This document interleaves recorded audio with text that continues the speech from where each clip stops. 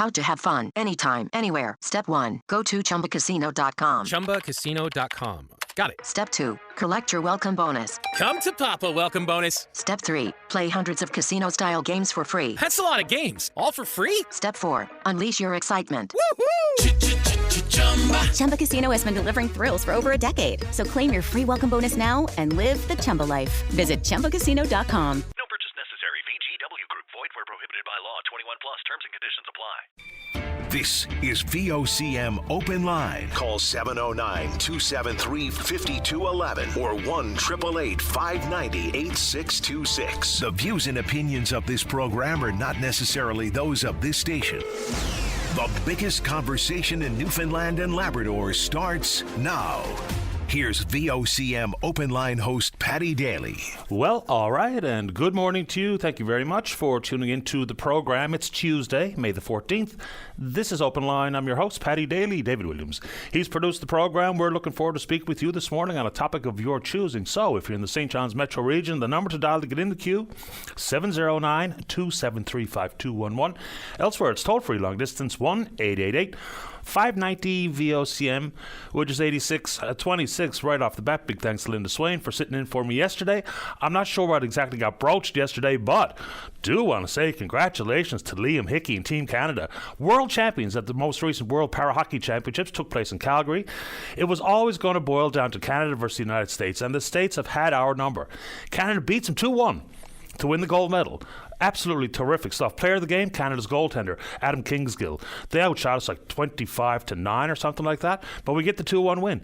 It's Canada's first World Championship since 2017 and the very first ever one on home ice. So congratulations to Liam Hickey and Team Canada. I don't know if you're watching the Men's World Hockey Championships, also over in Czechia. So Canada's 2-0, beat Denmark the other day 5-1. I think it was on Sunday. Dawson Mercer scored. We got Austria today. And speaking of Mercer, his younger brother Riley is having a great series and a great playoffs in the Quebec Maritime Junior Hockey League. So he plays for the Drummondville Voltigeurs, and they're playing against the Baie-Comeau Drakkar to see who's going to win the Gilles Courteau Trophy, emblematic of winning that major junior hockey division. So, they actually play in a rink called Centre Marcel Dion. Riley has been almost unbeatable. He had 2 shutouts in the first 2 games. They won again last night 6-2. His shutout streak ended at 137 minutes and 52 seconds, but they're 1 win away from a title and then on to play for the Memorial Cup.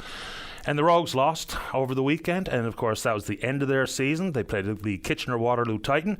They say they're going to be back next year, which is good news for the folks that are basketball fans and for a bit of an anchor tenant at the Mary Brown Centre. So there you go. Last quick sports note before we ease into big issues of the day. You know I love swimming. And I've been watching some of the Canadian Olympic swimming trials that are happening in Toronto this week. And I don't know if you've, familiar with some of the big swimming names in this country. And for many countries, their most decorated Olympian will be swimmers, most likely. Why? Because they compete in so many disciplines. Our most decorated Olympian of all time is Penny Oleksiak, which I think she has 7 medals. Here comes the next grade. So at 14 years of age, Summer McIntosh swam onto the big stage, and she was winning races at the 200, the 800. She just missed the podium in a couple of races in Tokyo Olympics. But here comes Paris, and she's off to a flying start. In the 400-meter freestyle yesterday, just missed the world record again at the tender age of 17. So Maggie McNeil, yeah, sure. Penny Oleksiak, absolutely. But this young Summer McIntosh, she's going to be one of the big names that come out of the Paris Olympics. And, of course, that competition is July 26th to the 11th, and lots of controversy surrounding the Olympic Games and what it means for money spent and corruption inside the IOC and all the rest. But if you just focus in on the athletes and their performances, look out, and Summer McIntosh will be a household name for sure. All right, let's keep going. So the House of Assembly has reopened after constituency week. We know the budget has been passed, so apparently very light on the agenda. That said, there is tons of work to be done. Now, one issue that I've tried to bring up many times in the past, and it sort of falls off the radar for some, but then every time there's a government contract let, we go back to the same concept of perception being reality. Whether it be Comfort Inn or contracts going for infrastructure, what have you, people will very quickly say, I wonder how much that person or the business donated to the governing party. So whether or not it curries real favor, because human nature will creep in here, you can have a standalone procurement department, but when people hear these stories about government contracts going out the door, they will inevitably ask the same questions. So let's talk about it. They talk about democratic reform, and whether that be moving away from first past the post. 50% plus one is enough to win. And whatever hybrid model might be better, I don't know. People have different opinions on it. But so you talk about the 50% plus one. You talk about the utilization of all party committees and what kind of work they could or should be doing. So there's a lot inside the envelope of democratic reform. And I see a news story about this exact issue today, so let's talk about it. And that's the concept of donating to political parties and individual candidates. So in this province, it's the wild, wild east. We have very little control, very little in the way of rules, looking at the issue regarding corporate and organised labour donations. There's only 3 provinces in the country that don't have a cap. Us, well, I guess 3 provinces and a territory. Us, Saskatchewan, Yukon, no cap. And so consequently, regardless of who brings the concept forward, it's a problem. You would think it would be in people's political best interest to deal with this in some form or fashion, because you're going to be hammered and repeatedly if we do not get some control of the amount of money being donated. So let's look at what the caps look like in certain provinces. Nova Scotia, Manitoba, Alberta have completely banned corporate or organizational donations to political parties. There is a couple of caps in place, pretty generous in Ontario, almost $3,500. Quebec, limit $100. Here, free for all. Donate as much as you want. And there's all sorts of little loopholes which allow individuals, even possibly representing their company quietly, or their firm, or their union, are making donations that we have no control. So yes, it's expensive to campaign, but that's the least of my worries. And I would imagine the least of your worries if you're not a politician or an aspiring politician. Wear out the shoe leather. Depending on the big bus with the wraparound visuals of your party banner or whatever the case may be, and signs and everything else. Look, we just have to get some sort of control in place here. Again, you see the same things that I see. You hear the same comments that I hear. No matter what the contract is going out the door, people immediately ask how much money was donated to the governing party. So you can talk about maybe little small gifts get very little attention, but the big whopping donations that come in from many big companies, many organizations, many organized labor organizations, and consequently, it really muddies the waters. It poisons the well. So they've talked about it at the government level in this province for a long, long time, yet absolutely nothing has been done about it. So we can talk about reforms all we like, but if it doesn't include reforming how much money and people and organizations can donate, then we're just chasing our tail, if that's something you want to talk about. We can do it. And one of the concepts that was broached in the House of Assembly yesterday as well was healthcare and what people refer to as the creeping privatization. Now, there's private healthcare already in this country. There long has been.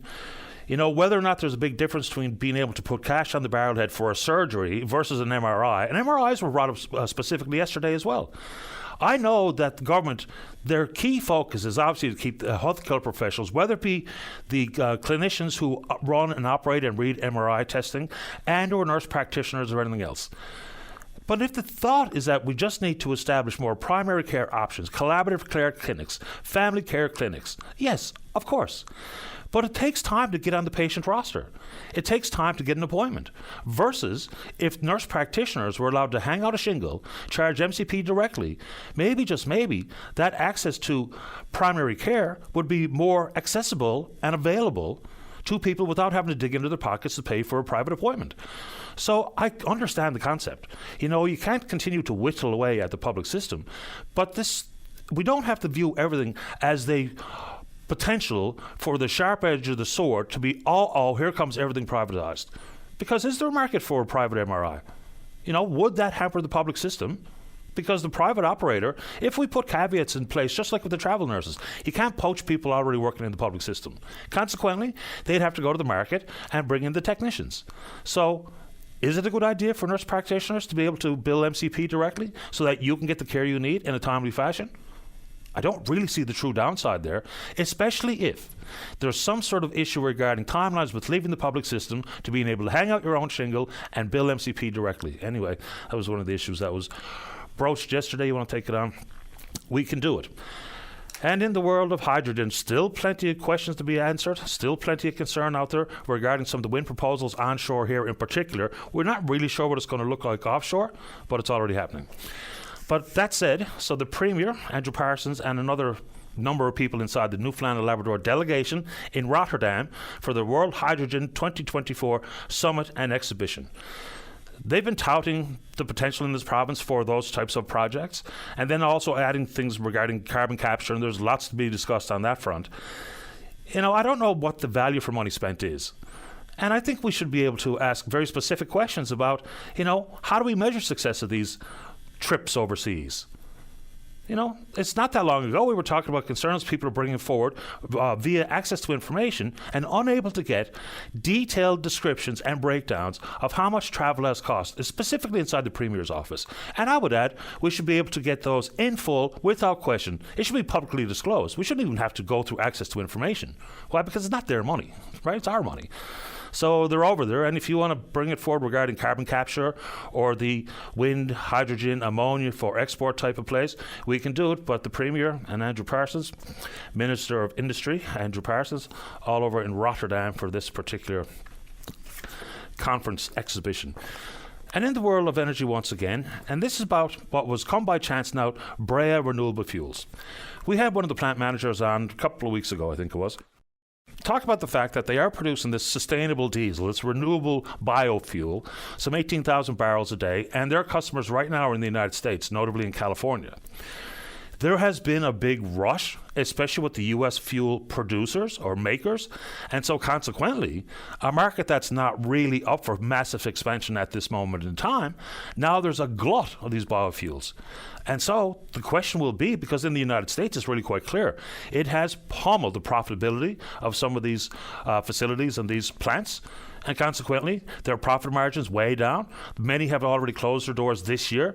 Many others in the offing that may indeed see the same fate because of the glut of the product. I wonder what that means for Come By Chance, because they were talking about moving from 18,000 to 25,000, maybe even beyond, but now all of a sudden that market, which looks very attractive, given many of the focused arenas of transitioning away from more traditional fuels into these sustainable alternatives, and the price point is pretty attractive, but that price point, just because of supply and demand, means that some of these plant operators and companies, they are seeing themselves with way too much product and too few customers. So some of the energy conversations that are out there for your consideration, if you are so inclined. All right, let's move into the classroom. All right, this story, we knew during the onset of the pandemic and the concerns that have long been out there regarding permanent full-time teachers, some of the confusion in the substitute teacher world, the lack of itinerant teachers, the composition of classrooms, all the rest. This one, regardless if you have anyone belong to you in the K-12 system, this story is a huge problem. And it paints a very unhealthy picture of what's happening in the classroom. So yes, you may have a substitute teacher that comes in the door. They have a Bachelor of Education. They might not be fully trained up in delivering grade 9 mathematics, but they are teachers. And it's not ideal, but it's better than what we call an emergency supply teacher. Now, even at the NLTA, they're loath to call these people teachers. Why? Because they're not. So basically, they're completely and utterly unqualified. And I'm not trying to be disparaging to folks who are indeed inside this emergency supply, but all you require is a high school diploma and a background check through law enforcement. So they have no training, period. People might refer to them as placeholders, whatever the case may be, and to be there so that there's some air of safety in the classroom, but they don't even have any training regarding safety. So the numbers are unbelievable. So in the 2019-2020 school year, there was about 35 emergency supply teachers in place. In the 2021-22 school year, there were 229 emergency supply teachers in the system, an increase of 554%. So while we look at the issues regarding behavior and control in the schools and in the classroom, and we look at the decline in math, science, and reading scores, and we know the issues regarding chronic absenteeism, add to it, how many days has your son or daughter been in the classroom with an emergency supply teacher that is simply not equipped? And this, again, is not an attack on them because they just don't have the qualifications. It's mind-boggling. Back before the pandemic, on the Avalon Peninsula, there were 0 emergency licenses approved. And then last year, 128 supply teachers. So we are trending in a lot of really bad directions in the education system. But again, just think about it out loud. It might be one thing for Mr. Jones to come in to deliver grade 9 science, and he's a math teacher, and could probably, get through it. his Bachelor of Education, has some formal training, versus your son or daughter goes to school and there's a emergency supply teacher with 0 qualifications and 0 training. So you couple it all together, or bundle it all together, and that paints a very dire picture. And I don't know if as a family member, mom or dad or caregiver, you'd like to bring that forward this morning, or the NLTA wants to paint a maybe clearer picture than I can about what that really means in the school, because that sounds like a pretty awful set of circumstances to me. How are we doing on the telephone, Dave? A very quick one. We talk about punishment and accountability, and things have changed in the school. We've had a cultural shift. And like most things when we talk about the swing of a pendulum, it's gone too far. The lack of preparedness and accountability for students has led to huge problems, societally and however you want to slice it, in the school. But as opposed to simply punishment for bad behaviour, this story is terrific. And this is from Brookside Intermediate in Portugal Cove, St. Philip's. And this is a reward for good behaviour, showing sportsmanship, good deeds, helping the teachers. And they win a little prize. And that's the ability to go to a vending machine, not full of old grout, but full of books. And if they don't want one of the titles that they've seen displayed in the vending machine, then they get a $5 gift card. So, again, sometimes that carrot at the end of the stick is better than simply the end of the stick to be swung.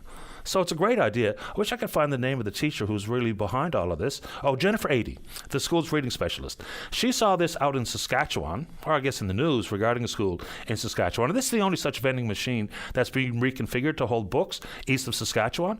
So bravo, Jennifer Adey, because rewards for good can be every bit as helpful, if not more beneficial, than simply wondering whether or not you're going to get called down to the office and whatever the case may be. Anyway, I thought that was a good story. All right, and it's Convocation Week, starting on the province's west coast. And then later on in May, I think it's the 28th, it begins here. The question that we hope would be asked and hopefully answered, especially if it's in areas where we have job shortages, is, are you staying? Right? With your degree, are you staying? What are your plans? Do you have a job to go to? Do you think you do? And are you staying? Especially when we talk about folks in tech and innovation sector and healthcare professionals, doctors in particular. There was I won't forget this comment. The lady said she was sitting there in the Arts and Culture Centre watching her, I can't remember, son or daughter convoke. And she thought to herself, as the 80 grads from Mons Med School made their way across the stage, have they been asked, are you staying? Excellent question. And congratulations to you. And there's some 2,900 degrees going to be presented in this convocation season. All right, a couple of quick ones before we get to you. So the Canada Dental Care Plan, read the story this morning that some 46,000 claims have been processed by Sun Life on behalf of the federal government. And it's not surprising to me that some of the dentists, of which some 9,000 have enrolled to be formally part of the plan, talk about the fact that they're seeing, not just dental emergencies, but what's referred to as borderline medical emergencies. So with infections and mouthfuls of broken teeth and massive cavities, bleeding gums, abscesses. So obviously the plan is going to be extremely beneficial for folks who have found themselves in awful situations. And the poor dental health leads to poor overall health. But to hear some of the doctors describe what they're seeing, people must have been living in untenable pain all day, every day. If you've ever had a problem with your teeth, you know that it can be simply debilitating. So some 46,000. If you've had issues trying to enroll or need some information about how you can be deemed eligible and what you have to do to be able to avail of it, we can do it. All right, promises the last couple of quickies before we get out of here. So you see the stories. There's a story in the news this morning about a home invasion. People were armed up on Cowan Avenue, and a robbery on the Mundy Pond Trail. And the fellow pulled over out on the highway that blew 4 times over the legal limit, absolutely 3 sheets to the wind, bombed out of his mind behind the wheel. And then I read, I'll leave his name out of it, but he's retired law enforcement. So yes, all the serious issues regarding crime and violence and guns and the rest. But if you're just like most of us, just trying to get through your everyday, and a lot of the things you see would be on the roadway. And of course, once again, this comes from a retired law enforcement professional. He says, because of my training experience, I can't drive a city block on the Avalon without seeing a ticketable driving offence every 3 to 5 seconds. Speed, lane changes, yielding right away, signalling, tailgating, cell phones, all the rest of it. And wonders aloud, where are all the police? And of course, they're attending to many of these other serious matters. So with the expansion of the footprint of the ARNC, and yes, you don't really see a whole lot of traffic enforcement on the go. And I make the same comments all the time. I'm drove bananas watching people run red lights at Kelsey Drive here every single day. But he sees it, I see it, we all see it. The aggressive, reckless, distracted driving, that's where a lot of our worries every day come in. And I mean, you might live in a neighborhood that is drug-riddled and overwhelmed by gun violence, what have you. But for a lot of us, just trying to traverse our everyday normal activities, to and fro work, the shop, and otherwise, yeah, it's madness on the roads. You want to take it on.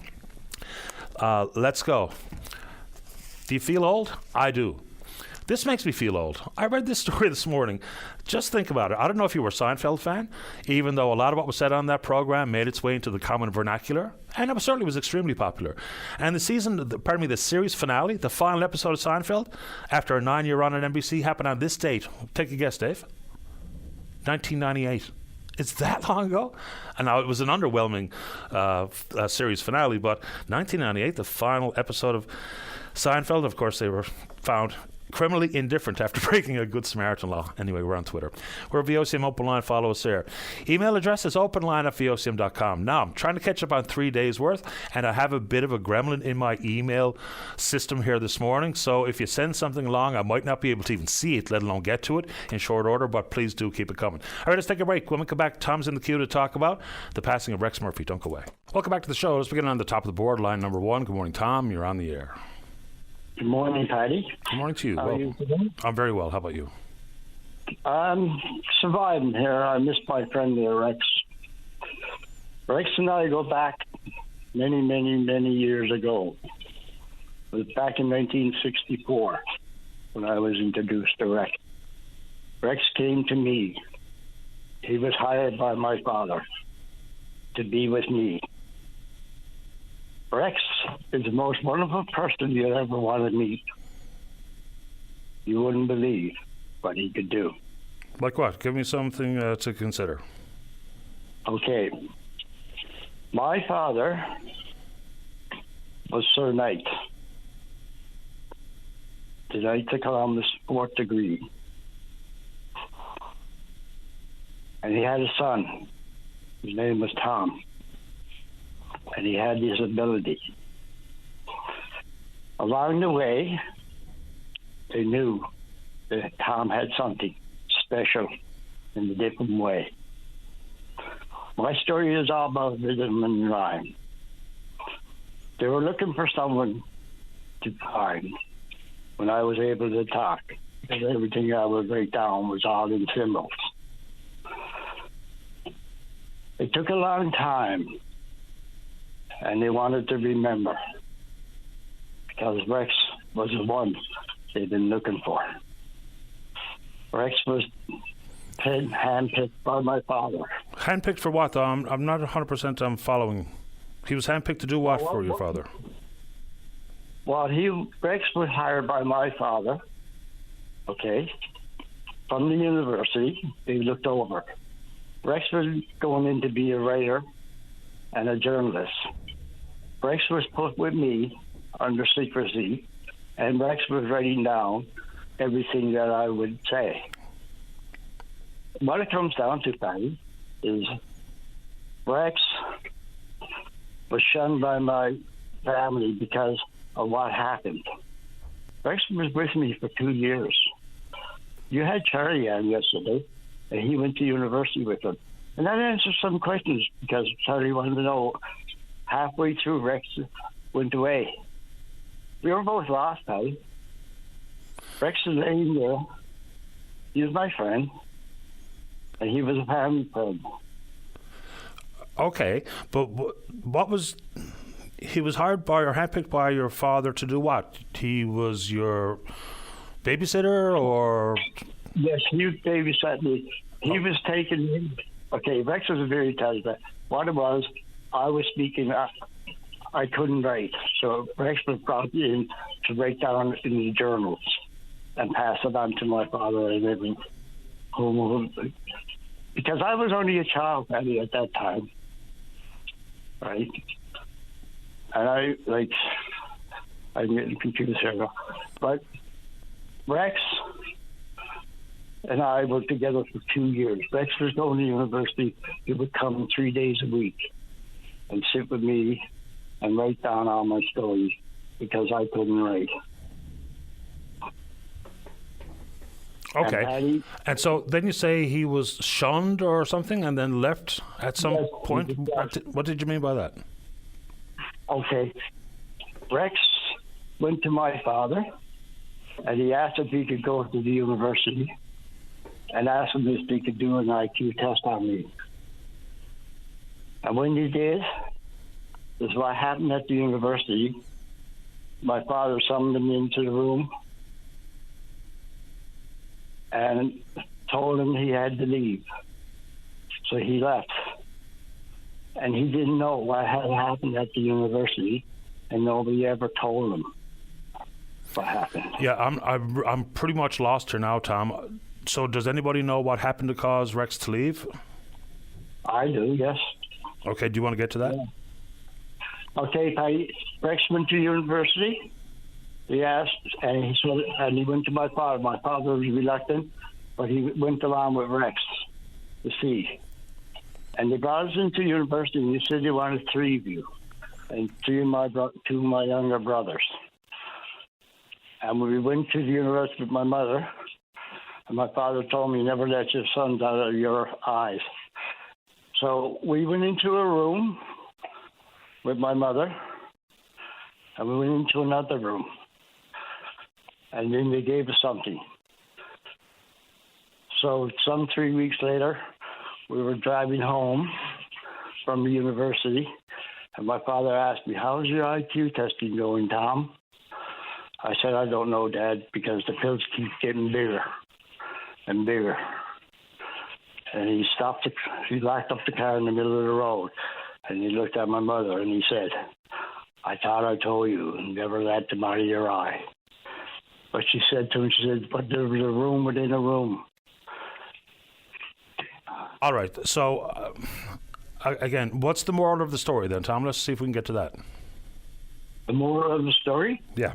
Well, it comes down to Rex was writing down everything. I know all about Ryan. I know all about it. But you're the only one who does, because I don't think any of us are following along. What it comes down to, it was all done in biblical. I know all about what happened down in Churchill Falls. I know all about Confederation. It's all in government. Okay. And Rex was there, and I was. Okay, Tom. Unless you can tell me exactly what we're talking about, we'll leave it at that for this morning. And I'm sorry for your loss. Well, thank you, Patty. You're welcome. I appreciate the time. Bye. Bye-bye. Yeah, I'm not 100% sure. Maybe there's some really private, intimate details that he didn't want to share, and fair enough. I mean, who am I to pry and that kind of stuff? Let's see here. Okay, let's try to take a break on time. When we come back, let's talk about trout season. Don't go away. Welcome back to the programme. Before we get to trout, let's go to line number 4 and say good morning to the Liberal member for St. John's East, Kitty Vitty. He's the Minister of Transportation and Infrastructure. That's John Abbott. Good morning, Minister Abbott. You're on the air. Good morning, Paddy, and how are you today? I'm very well, thanks for asking. How about you?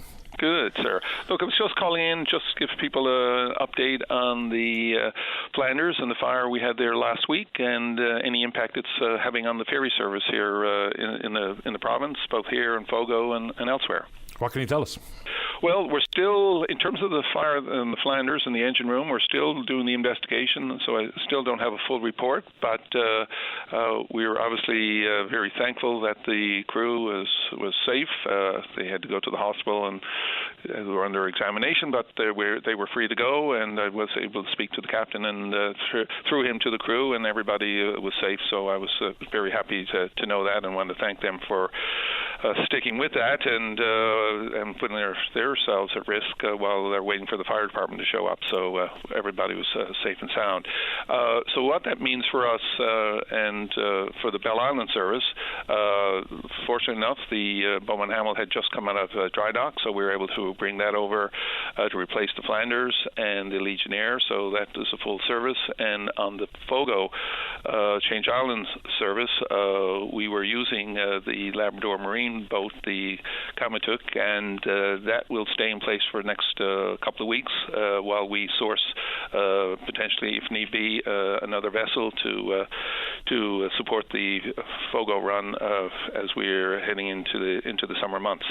Can you even give us some sort of, even if it's a vague description of how much damage was suffered on the Flanders because of this fire? Because I mean, it's an aged vessel built in 1990. It was actually built out of Marystown, as a matter of fact. So, do we have any sort of ballpark extent of the damage? How long it may indeed be off the run? The initial word I'm getting is that it was severe damage, and we're talking many months probably for repair. So that's where we are right now, but we don't have all the details, and I don't have a full report. But that's sort of the early indication right now for the Flanders. You know, it's not part of the story because it's the hypothetical, but I wonder what it looks like for if and when this had to happen out in the middle of the Tickle. It's one thing to be able to return to the wharf to get the help from the fire department, but what would it mean for propulsion or what have you? What can you help us understand about some of the processes and protocols if and when this happens out in the open water? I mean, I know it's not a huge distance over to Bell Island from Portugal Cove, but it's a different kettle of fish if it happens out in the middle. Oh, absolutely. And there we would have called on, obviously, Legionnaires there if it could provide any assistance. If not, then we would have had to call in potentially the Coast Guard to help guide the boat back to dock. But fortunately enough, that did not happen, and the captain was able to, with his skill set, to maneuver it and bring it back right to the dock. You know, we talk about affordability envelopes, or at least the government does. Is there a number with which the repairs for the Flanders, given the age of the vessel, will outweigh value for money spent? Has that been calculated? Certainly not at this point, and I don't have any numbers to make that calculation at this point, but that is something certainly I'm looking at in all our infrastructure, whether it's roads, buildings, and our water bombers would be another example, and our ferries. So we'll certainly look at that calculation. Dare I say, if it's just the engine, which I'm told that's maybe what we're talking about, then it would be a straightforward replacement at that point. So, and we're doing some replacement of engines on the Legionnaire and the Veteran coming up. So that's a common occurrence and something that can be accommodated within the existing vessel itself. So you just mentioned water bombers. I don't know if there's ever been a firm answer here. The government has said they intend to fix the damaged water bomber. Of course, that was damaged and been out of service since 2018. It struck a rock, I believe, trying to collect water in the Burin Peninsula. So is that still the intent, to fix that damaged water bomber? Or if not, what's in play? Certainly the intent right now is to repair that fifth water bomber. We have a tender in. We are assessing all of that. I will probably have to go to Cabinet in the near future to get some decisions. It's going to be an expensive undertaking, and we want to make sure, to the point you made earlier, in terms of cost-benefit, that this is definitely the right thing to do. But given the nature of the impact of climate change is having on our forests, whether here or across the country, it's a multi-pronged sort of decision that we have to consider here. We can work quite well on 4 water bombers, but the fifth was to add that extra security for the province and to be able to support other provinces as well. So there are the factors we're having to consider before we make a final decision. And of course, maybe it was last year, but our entire fleet of 4 was in Nova Scotia fighting wildfires there. So it might be manageable with 4, but the concept of sharing fire services from province to province has been very active over the last number of years. So it'll be curious to see. And of course, the government didn't trigger an insurance claim here because there was a crash of another water bomber some years prior, and the deductible rose to some $10 million, which makes it all a value for money spent conversation for sure. Absolutely. And you just said gone to tender. And I brought this off the top of the program. You're not only responsible for transportation infrastructure, but also responsible for public procurement and its standalone agency. This conversation has happened many times over the years, but it's now been renewed with with the news story that's circulating this morning. It's regarding the fact that I will call this province the wild, wild east when it comes to no cap on donations from individual corporations and or organised labour. Government has kicked it around every now and then, but it then becomes perception is reality. Whether we talk about a prison or expanding the divided highway or building a hospital or anything like that, first question will be, how much did that company pay towards the Liberal campaign? Is it time for this democratic reform conversation to be extended beyond all party committees and reforming the Election Act, which is old as 1991, to get down to brass tacks and put some sort of caps in place on those donations? I would suggest it poisons the well for politicians and for the electorate alike. Well, Paddy, I'm probably going to duck your question but what I do want to do for the moment is to ensure your listeners that in terms of the procurement process, we have some of the more stringent legislation in the country. We have a chief procurement officer and office that oversees all of the procurement activity in government and works with all our agencies as well. I met with the Procurement Advisory Council last week just to confirm my support to the work they do to make sure that our tenders and our tendering process and our procurement processes are as bulletproof as they can be and should be. As in terms of political donations to parties, have no influence, in my view, in how we procure, when we procure, and making sure we live by the letter of the law. That's the inner workings of government. For the general public, they don't consider what a public procurement agency looks like and any guardrails that might be in play, because you hear the comments as much as I do. Is every time there's a contract let, the question is immediately, who made that donation? How much money did they donate to the governing party? So regardless of the guardrails in place, I would suggest that there's a political upside here. I know campaigns are expensive. For the general voting public, that's not really our primary concern. Our primary concern is oversight and monitoring, transparency and accountability. So all of that said about what you describe as the process in-house, technically, fair ball. Perception-wise, doesn't even factor in, I would suggest, for many people listening to this program who may indeed vote in the upcoming election, whether it be the next by-election and or the next general. So I know you would like to avoid the question, but you think it's time for a real debate in the House of Assembly about reorganising the absolute no measures in place to control political donations, no caps in place for businesses and organised labour. And so all the guardrails you just described go by the wayside. Well, Penny, it will challenge you in terms of no caps on all political donations are recorded. They have to be signed off by each of the parties, and those donations by party, by district, including my own, are all public. So that's all in the public domain, and there are caps on what we can spend, and obviously the donations that potentially go against that. But in terms of a debate in the House Assembly, I'm sure both or all sides would be open to that type of debate. We've asked the All-Party Committee, even though is having its challenges in terms of proceeding, that's one of the obviously open questions that need to be debated, and I'm certainly open to do that. But my point really is that I just want to make sure the listeners are clear in where I stand, in that the procurement process is protected by law. We have to follow the law and the regulations, and that's what we do. Political donations by whomever are not factored into that decision. Where are we insofar as the RFP for the expansion of the divided highway? So 40 kilometres, a 30-year agreement that's going to be in place. It's not called a P3 formally. We're referring to it as Design, Build, Finance, Operate, Maintain, the DBFOM, bit of a mouthful. Has that gone to market? We have just finalizing our technical requirements on that. So no, the simple answer is we have not put out the request for proposals at this stage, but we will be doing that. I'm optimistic over the next number of months because there's a lot of homework that has to get done for that, because it was going to be a major undertaking and new in terms of using that model for highway construction and maintenance. So that's where we are literally as we speak. Appreciate your time this morning, Minister Abbott. Thank you. Thank you, Paddy. All the best. You too. Bye-bye. John Abbott is the Minister of Transportation and Infrastructure and the Public Procurement Agency. Barry, you stay right there. You're next to talk about trout season. Don't go away. Welcome back to the show. Let's go to line number 2. Barry, you're on the air. Good morning, Patty. Thanks for taking my call. Patty, problem. talking about this morning about the trout fishing. Tomorrow, May 15th, marks the opening day of the trout fishing season for the province.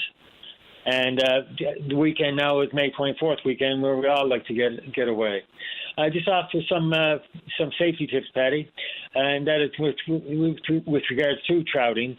If you're fishing from the shoreline wearing chest waders, you should have a belt on and have it fastened.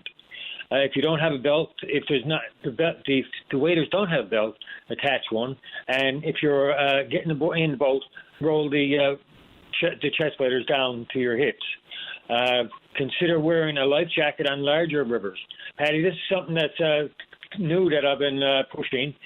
Take something like the Humber or the Gander. You're out fishing maybe up to your waist and you haven't slipped and you fall in. Life jacket is so very important because life jacket, as you know, will keep your flotation, which enables you then to better able to get towards the shore. Just quickly before we go on, so the issue regarding waders, I've seen this. The concern would be very clearly if you don't have some sort of quick release and water starts to fill up your waders, you're gone.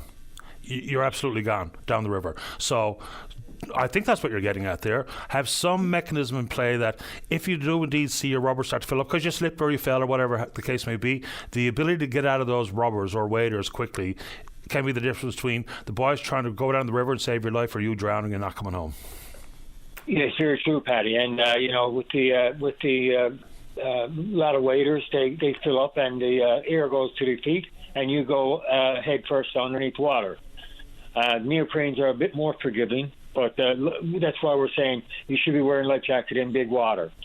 As well, Patty, you should be fishing with a buddy and tell someone where you're going when you're going to come back. Littering is still a big problem, Patty. If you pack it in, you can certainly pack it out because it's a lot lighter. You can bring home and pick up any unwanted monofilament line, and especially your own. Don't throw that on the ground because that's detrimental to the environment. Report any suspicious activity. Your call is anonymous. Please consider donating a meal of trout to a senior citizen or citizens in your life. Take your kids fishing with you. Set a good example for them to follow. They are watching and learning, and they are the future. Like I say, with the life jackets, with the littering problem, there's no stronger message than your son or daughter saying, Mom, Dad, why are you making me wear a life jacket? You're not. Why are you making me put the garbage in the bag and you're throwing it out through the window? It's okay to catch the limit, but for the future of our kids, limit your catch. Have a safe and successful season. Take your kids fishing with you. Make every trip a safe return trip. So there's a lot of things with the fishing, Patty. And we talk about your thigh rubbers. They're very popular as well. If you're getting aboard the boat, before you get in the boat, you should roll those thigh rubbers down, just in case you should happen to capsize in the boat. And for this time of year, Patty, as well, you want to make sure that you dress appropriately for the weather. If you're driving a whatever your mode of transportation is while you're fishing, whether it's a boat, an ATV, a side by side, etc., wear your life jacket, helmet, or seatbelt, and please don't drink and drive. Yeah, well, always reasonable message. And you mentioned the trout season opens, I guess, and not to be quibbling, but I guess it's fair to say it reopens because we had that 1 month shutdown from the April 15th date to tomorrow, the 15th of May. I appreciate the time, Barry. Anything else? Patty, as well, now with the weekend coming, we're forecasting a very dry summer.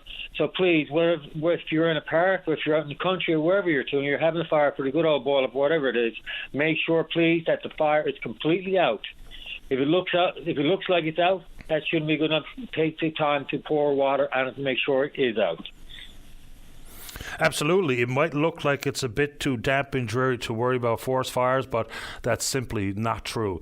And there was this news story the other day that human activity is the primary contributor to forest fires and forest fire season. And that doesn't mean people are purposefully burning the place down. It could be just reckless with a discarded cigarette butt, or it could be a campfire, or a variety of things where because people were just maybe not given enough consideration or maybe oblivious, that their actions may indeed cause a a fire in the force, and who knows how expensive and how dangerous that can become.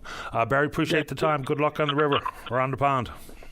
Thank you very much, Teddy. As always, it's been a pleasure. My pleasure. Take care. Bye-bye. All right, let's keep rolling here. Let's go to line number 1. Colleen, you're on the air. Oh, good morning, Patty. How are you today? Doing okay, thanks. How you doing? I'm not too bad. I'm not much of a speaker, and I'm a little bit nervous, so if it's okay with you, I wrote down what I'd like to say, and we can discuss it after I'm done, if that's okay with you. It's okay by me. Take your time. Go ahead. Excuse me. Okay. I just want to say that I am shocked at the lack of the calls for home support workers and clients regarding the NAEP tentative agreement on our upcoming contract. I am a home support worker, and I love my job. Home care is much more than what the NAEP Home Care is Healthcare campaign shows. It only shows that home support workers provides company for our clients, and it creates an image to the general public that we are just babysitters. And I find the NAEP TV campaign very insulting. Excuse me. As home support workers, not only do we keep our clients in their own homes, we also provide families with a peace of mind. We don't just sit there and keep the clients company. On a daily basis, many of us manage medications, we administer insulin, we give injections, we do catheter and colostomy care, we change bedpans, we use lifts to transport our clients, dressing and bandage changes. For example, if our clients are bedridden, we wash and dress them, and we change them all while they're still in their beds. We give showers, baths, as well as cleaning, dusting, laundry, grocery runs, banking. We pick up prescriptions. We take them to doctor's appointments. We also help assist with range of motion activities and exercises provided by physiotherapists. I have worked with palliative care clients who are receiving chemotherapy treatments. We hold the hands of end-of-life clients, comforting them in their last days. What frustrates me as a home care worker is that we do just as much as PCAs in a hospital environment. We, however, don't get the same recognition, and we do it all alone. Patty, we don't have the luxury of pushing a call button or having other people beside us, other coworkers beside us to help us perform these duties. We do it alone. We never know what we are going to face when our day starts, when we walk into our client's home. We deal with depression, anxiety.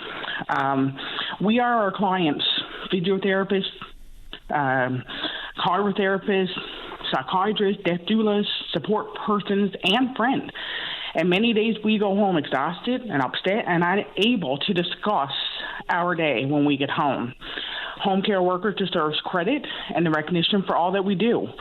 We work just as hard as a PCA, and we should have the same wages.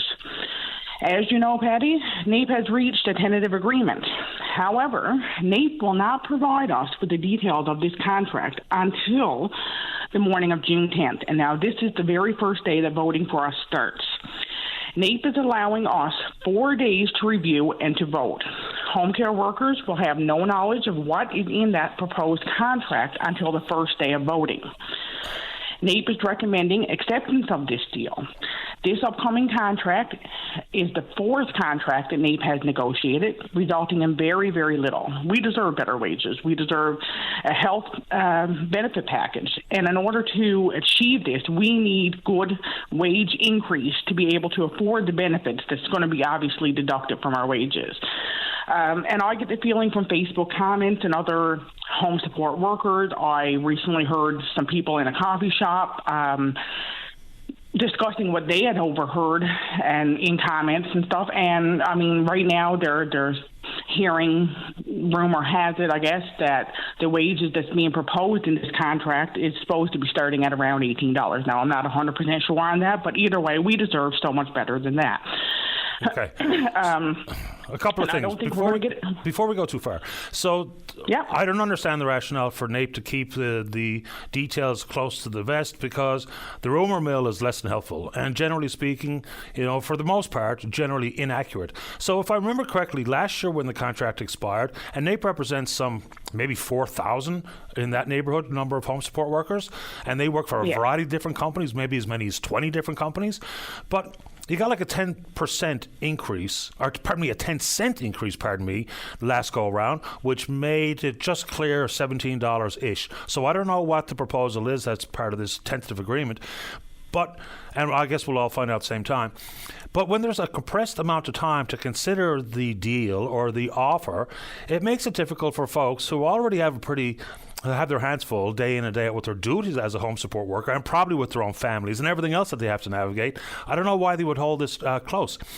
In addition to the hourly rate, there was plenty of discussion about pension plans and group insurance, none of which were achieved in the last go-round. So I don't really think I should ask you about what the rumor mill are saying there, but when you have to prioritize, is it the rate per hour, is it the pension plan, is it group insurance, or they're all equally important? Well, I mean, it's all equally important, but I mean, I think what most of us is more leaning towards, and what we would like to find out is what our wages would be, a benefit package, know? Yeah. Those kind of things. Yeah. So, I mean, I suppose we can ask the union as to why they're not going to release the details. And did you say that the first day of voting is when, pardon me? The 10th of June, and we have 4 days to vote. And I mean, at that point, like you said, we all work. We can't take 4 days while we're at work and try to read over an agreement. I mean, we would get fired. We're there to care for our clients. We can't read over an agreement that's being proposed the morning that voting starts for us. And of course, when our work day is done, we have families at home we have to care for and provide for. And 4 days for us to review this tentative agreement to see if we are in agreement with it, if we accept it, if we want to vote yes or if we want to vote no. I mean, it's not enough adequate time, I don't think, for NAPE to allow for every home care worker to take in the knowledge and information that's in this proposed contract. Point taken, and I agree with you 100%. In addition to just how many days, it'd be nice if you had time with even your agency that you work for directly, of which there's 19 or 20 or whatever the number is, to get the opportunity to ask a few questions, have a better understanding of what's being offered, because some of it's pretty cut and dry. X amount per hour. Other things like contributions and what the group insurance plan might look like, and or defined pension plans, but there's things that need to be considered, because it's not just one number that'll be of importance to you, and many people will simply look at how much per hour, but it's bigger than that, and sometimes a bit more complicated than that. Colleen, I'm glad you brought it up on the show this morning. Before I go to the news break, would you like to say anything else? No, that would be everything for this morning. Appreciate your time. Thank you so much. Thanks, Colleen. Bye-bye. Bye-bye. And you'll often hear, and I don't know how the ads should look, but the conversation, of course, important to Colleen as a home support worker to understand what the contract is going to look like going forward.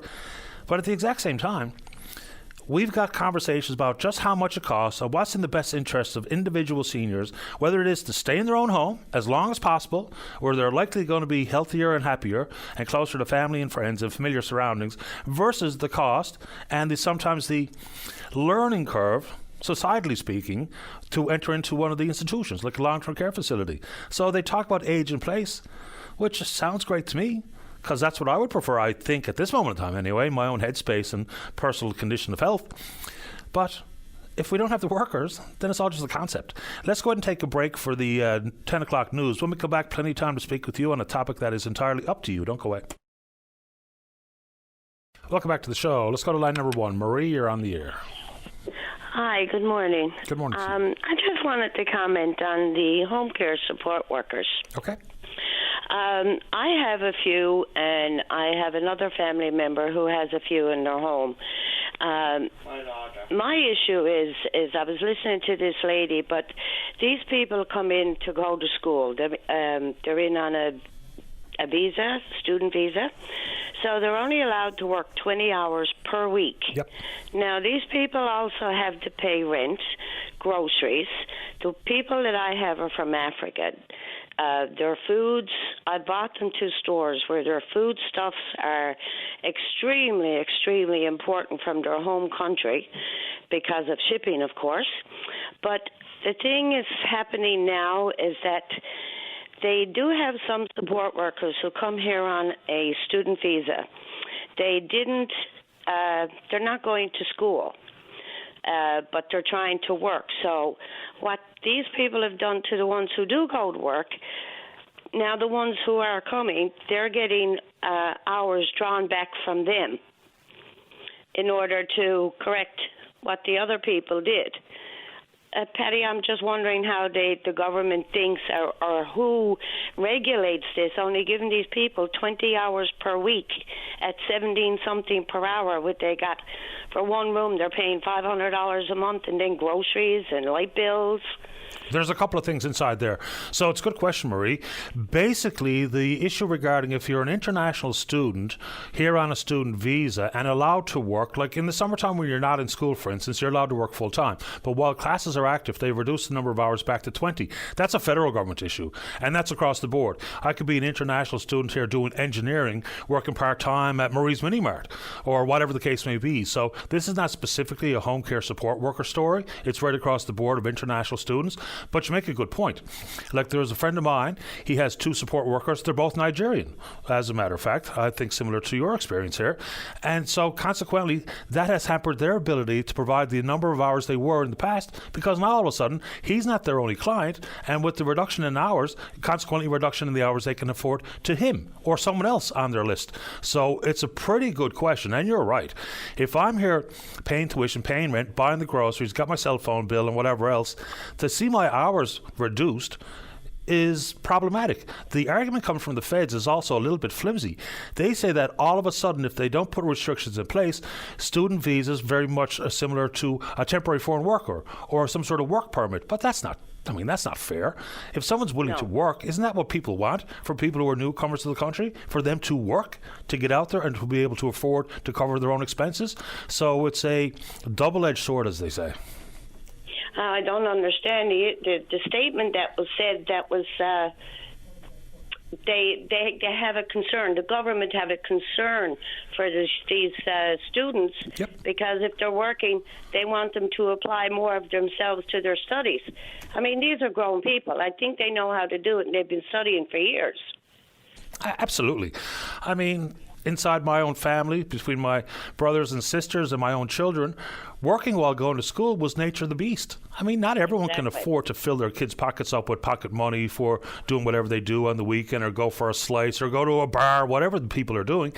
But to reduce people's ability to earn makes life more difficult. And if you're unable to pay your bills, talk about the built-in stress and anxiety that comes with that. How do they think that impacts their schoolwork? Exactly, because, I mean, if they're not eating properly, how are they supposed to concentrate on studies? And, I mean, most of them are going in, the ones that I have are going in to be going for their master's in teaching, or their master's in travel, or whatever. Yeah. But I don't understand why that they have to dictate to them and say you can only work 20 hours, but you have to try to survive whatever way you can. I mean, mine too are from Nigeria, and they're the best people in the world. They're no longer workers, they're our friends. Fair enough. And the amount of dedication they put toward the person that they're dealing with is, I can't even express it, how they do it. I mean, they look forward to them coming in the morning, and when they don't, I don't have one on Sundays. And when they don't, they're lost. And let me just add to this, Marie, because this is not going to be fully understood in some corners. Here's the issue. People are going to try to make the relationship between international student visas and hours worked and try to conflate it with temporary foreign workers. If I'm an international student, I don't get any support beyond the regular rate of pay and any other benefit that the company that I work for offers. Nobody gets subsidized by the federal government. That's not part of the conversation at all. So when the government tries to make people think, well, all of a sudden your student visa becomes a work visa, that's not how anything works. I don't even know why they said that. So it's not a temporary foreign worker program. Your Nigerian home support worker is not being supported by anybody but the company they work for, period. Exactly. And then it not only affects them, it affects their clients as well, tremendously. So, somebody has to look into this and try to let them work a little bit more in order to survive. Or what's going to happen? You're going to have more people on the welfare system. You're going to have more people in tents because they're not going to be able to afford rent. It's just atrocious the way it's going. I see this every day in my life. I see the struggles that they do. Mm-hmm. It's crazy, but I just wanted to put that out there to see if anybody else has any issue on this. I would imagine they do, and I appreciate you bringing it up. It's a story that when I read it last week, I can't even remember if I spoke to it on the show or not, but it is an important one. Because again, one of the concerns people have is that someone might be a newcomer to the country and fully rely on the government versus how many people come that just simply want to work. And if we're reducing their opportunity to work simply because they're a university student, it doesn't make a whole lot of sense to me, and I'm glad you called on it this morning. No. Well, I hope someone is listening who needs to hear this to be able to let these people work a little bit more in order to survive. Appreciate your time, Marie. Thank you. Thank you. You're welcome. Bye-bye. That's a good follow-up call to that particular concern, because that story really doesn't make a whole lot of sense. I think the feds are using immigrants and international students as a bit of a scapegoat. Reducing the number of international student permits by 35%. And, of course, they'll talk about the impact on housing and what have you, and all fair. No question. Housing, access to healthcare. But let's be real. The exact newcomers that would be most in demand, given the current state of the economy and the job shortages we see, whether it be in tech and innovation, skilled tradespeople, healthcare professionals, the students, you can only hope they stay. Why? Because they'd be graduating or convoking with advanced degrees, doing things that we need. Let's take a break. When we come back, democratic reform, Angie has an issue with her union, and then whatever you want to talk about. Don't go away. Welcome back to the show. Let's go to line number 5. Say good morning to the independent member of the House, serving the folks of Mount Pearl Southlands, Paul Lane. Paul, you're on the air. Good morning, Paddy. Good morning. Paddy, I wanted to respond, I guess, to your conversation there with Minister Abbott. Before I do, though, I just very quickly want to say that I met with Visions Employment here in Mount Pearl. They're very similar to Avalon Employment, Verplin, and others that provide working opportunities for people with intellectual disabilities to be employed, and they're obviously very concerned with the recent announcement in the federal budget about cuts happening. And I just want to say that between Minister Byrne, who would be involved on the provincial level, and certainly our 7 federal MPs, particularly I will speak in terms of my MP, Seamus O'Regan, you guys really need to get together and figure all this out, because at the end of the day, this is a tremendous employment, a tremendous program providing an invaluable service for these individuals to be able to actually work and contribute and so on, and to see that at risk because of funding cuts is unacceptable as far as I'm concerned, and you have to find a way to figure this out. Yeah, so just so people understand, last year the federal transfer for these labour market transfer agreements was about $3.5 billion. This year there's been a reduction. I believe the number is $636 million nationally. In this province, the reduction is about $16.8 million. Still leaves about $142 million on the table, but we've heard distinct concerns come from several of these employment support organizations and what it's going to hamper. Like, for instance, there's one organization in particular came on the show. It's going to remove their autism support program in full. So, the federal minister, Randy Boissonnault, was on this show. We asked him about this, and, he basically put the problem back on the shoulders of provincial representatives because they say the provinces are going to have to pick up the slack here. Yeah, that's easy enough to say, but inside a federal budget of $535 billion, if we're talking about revenue side, one of the key revenue sides provincially and federally is taxes. So for people who want to be able to have something to do and look forward to in the daytime, to be able to pay their taxes, to be able to be contributing members of society. If we're taking away that possibility for many marginalised folks already operating on the fringes with hard times being even considered for employment opportunities, this is a mistake. I mean, you might be just talking about less than $17 million, but that could be huge for a not-for-profit agency. Well, 100%. It's the individuals themselves that are at risk. It's the job coaches that in many cases work with these individuals in the workplace. Their jobs are at risk. And, of course, there are also people who support them, within the offices, say, of Visions Employment and Avalon Employment itself, because it's not just as simple as somebody going to work over to Coleman's or whatever. There has to be someone to maintain these programs, to get new employers on board, to advocate, to deal with, any issues and training and problems that might occur. There's got to be support staff behind the scenes to make these programs work as well. So there's a lot of jobs at risk, but, primarily my concern are for those folks with intellectual disabilities. I have a number of them who live in my community.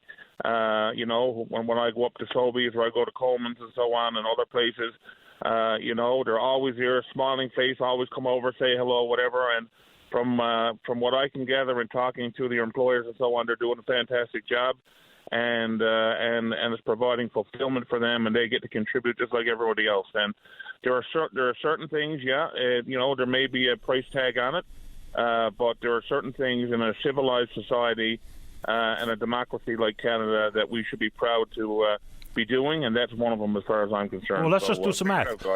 People could talk about the deficit and the debt, and we absolutely should.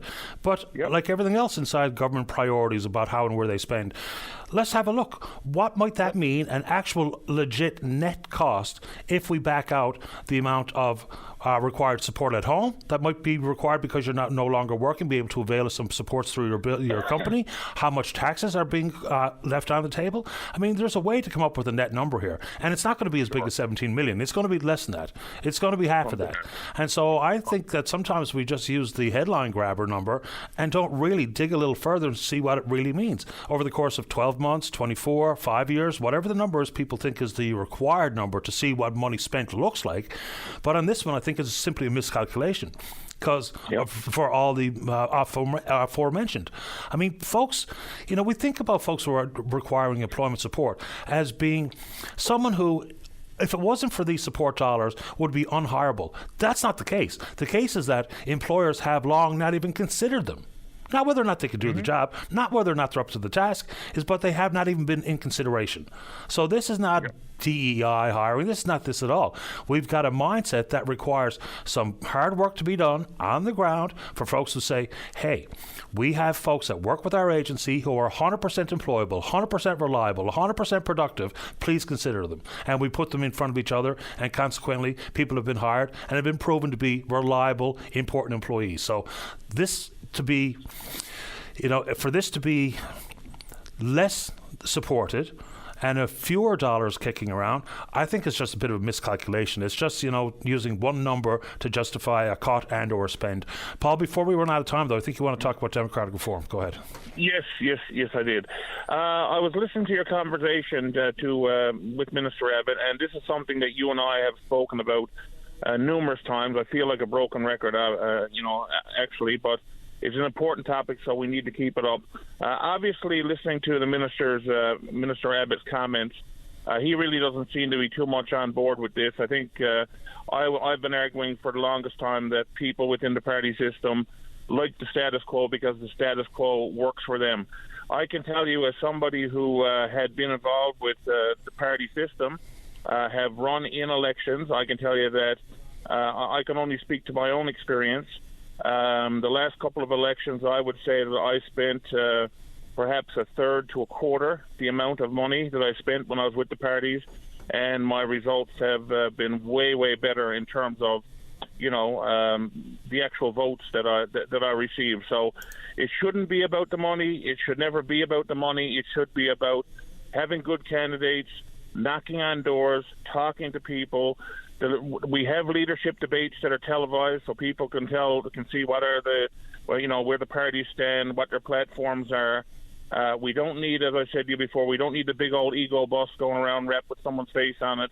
We don't need to have all the signs. We don't need to have a dozen brochures. We just need to have good ideas, people willing to knock on doors and talk to people. That's the way they should get elected. So let's get rid of all the money that's being allowed to be donated. Let's cut back on the amount of money that's being spent in elections. Like I say, a lot of it is just a total waste of money and not necessary. And then we can eliminate this whole idea, whether it be real or whether it be perception, that businesses and so on can buy support for their initiatives based on who they donate to and so on.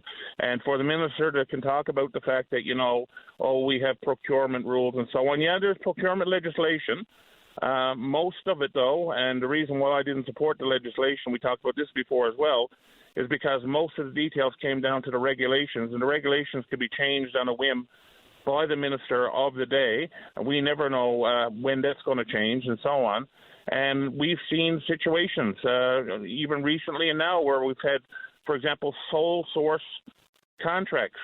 So, as an example. So, the bottom line is these questions are always going to be there as long as we allow whether it be unions or whether it be corporations to be donating significant sums of money to political parties. The question will always be there.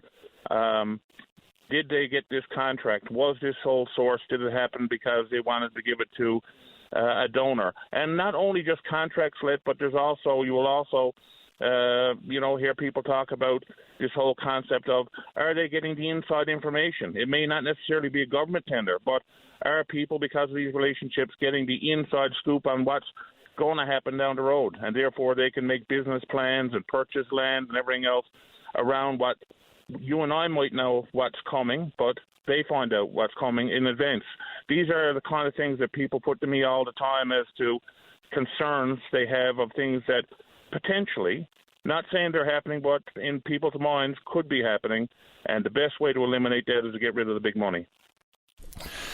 All the guardrails in the world can be in place, and we can talk about independent, arm's length operations regarding procurement all you like. The fact of the matter is, in this world, especially in politics, the perception becomes the reality.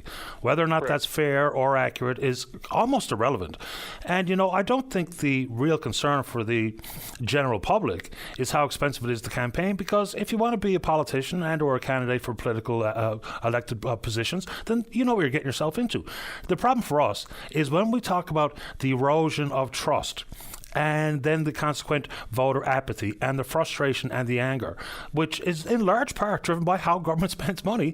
And a lot of that is about the size of the public service and how the contracts are let. Those two, I think, dominate the concern. And so we can deal with them in one regard regarding political donations. For the life of me, I can't understand how all elected officials can't see this as in their collective best interest. You might have less money to spend, and yes, there's limits that you can spend anyway on campaigns, what have you, but the big conversations that have people remove any sense of trust in government, because, especially when we're going down this P3 road, I think it makes it even more imperative, because the contracts that are let, no question, most of the reaction will be how much money did that party, that person and or their company and or their union donate to the governing party. That's where people start. Whether it's fair is irrelevant. It's where people's minds are, and consequently, addressing what people are concerned with, probably a good idea politically speaking as well. Paul, I got to get going, but anything else very, very quickly? No, Paddy, I agree with you 100%. We need to take the big money out of there because, like I say, whether it's real or whether it's perceived, it is a big problem. And I will say once again, the amount of money that's being spent is totally unnecessary. Like I said, the last two elections I ran as an independent. I did so with about a third, maybe to a quarter of what I would have spent in the past with the parties, and my results in terms of my polling results were way, way better than when I was with the party. So you don't need to spend the money. Just do your job in terms of campaigning. Get out there, knock on doors, talk to people, have good conversations, and stand for something. And people will respond accordingly. Thanks, Paul. All the very best. You too. Bye-bye. Okay, bye. Yeah, I mean, let's see if we can get some action on that one. Let's go to line number 3. Angie, you're on the air. Hello. Hi, Angie. Hi, Paddy. How are you? Doing okay. How about you? Not bad. I'm just calling now. My husband is a healthcare employee, and he's had an ongoing grievance on the go with the healthcare now since September of 2020. NAPE has been back and forth, can't get nowhere with it. They came out with a deal, or a draft, I guess, last year to rectify everything, and the pay was not adjusted right, and they didn't include his his supervisor, so there's steps that he has to work. So they had to incorporate that as well as the raise amount. So they went right back to the beginning of what he was paid in the beginning when he started the temp job in January of 2020. Okay. And they're not coming back with anything. NAPE can't do nothing else. Their hands are tied. They won't put it to arbitration. So it's gone to the BP now, apparently, for consideration again. But they've been back and forth since November of last year with no answers. Just back and forth. Every week he goes to work. He comes home, he's stressed out. He went into his manager last week because the pressure, they're not supposed to have phones in the department, right, Paddy? You know, no cell phones, right? But the frustration, he went into his manager, I got this on my backside because I'm waiting. Always waiting for NAPE to call, and they don't have no answers. It's always being held up. And then they tell them it ain't a grievance, it's a settlement. So it ain't a settlement because he don't have no documents to show it. So this is all about the fact he was paid incorrectly? Is that what I'm hearing? Well, he got bumped out of a position.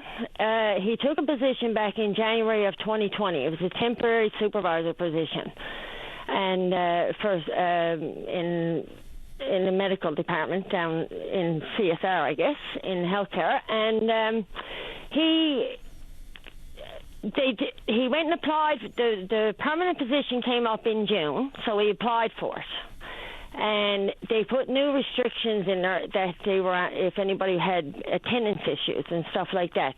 So, and Chris was on the sick books, but he was coming off the sick books in 6 months because he was off for a car accident, which I guess, he was off for almost a year. So that took his sick time up. So they put him on this attendance thing. Now, he's not on the sick books anymore. In October of 2022, he bumped out of that position in September. It was extended for 3 months. In June of 2020, they extended him. He applied for it, and then he gets the answer then in September, no, you're out because you're still on the books. Had a meeting on it with the healthcare back in November of that year, and never went nowhere with it. It never got nowhere because he stuck with this course that he had to have, and with the restriction with that, with being on sick books, even though he was going to be off him in 6 months. So they took him off the books. Everyone, he was doing back on the floor, doing regular duties, turned around, and then the lady, and there's 2 sides to his department, so he went to the opposite side.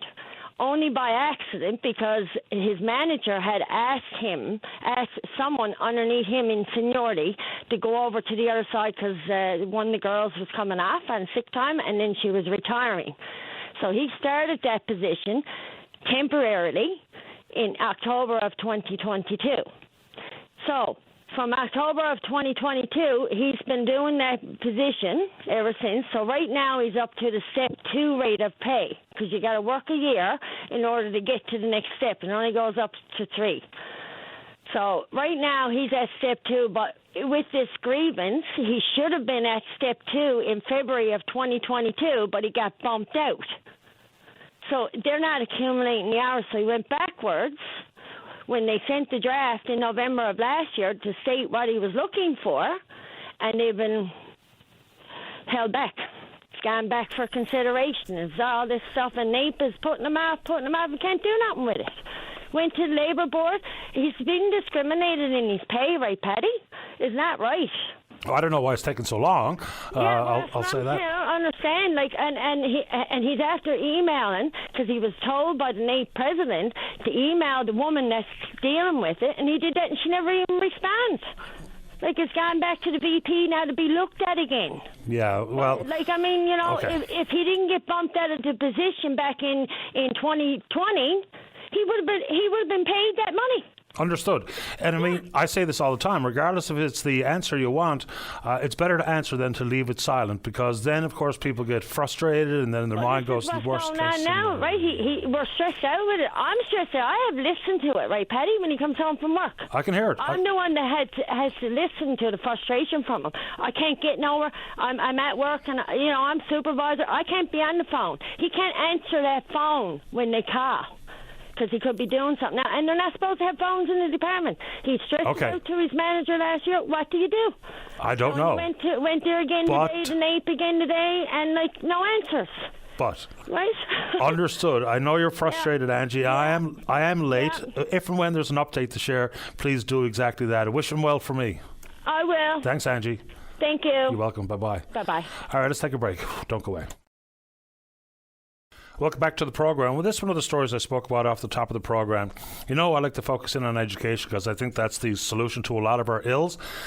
We've talked about the shortage of permanent full-time teachers. We've talked about concerns inside the world of substitute teachers, itinerant teachers, class composition and all the rest. But the utilisation of what they call emergency supply teachers is an extraordinary story. Join us on line number 6 is the president of the NLTA, that's Trent Langdon. Trent, you're on the air. Hey, good morning, Paddy. Appreciate you bringing this forward for us this morning. Well, look, it's an unbelievable story. And again, some folks who have children inside the K-12 system might be more inclined to pay attention to these stories. But I would suggest, even if you don't, if we're going to be if we create such an unhealthy, unproductive, trending in the wrong direction education system, before long it concerns every single person listening to this program, every single person listening to the show. The association is loath to even call emergency supply teachers, basically because they're not.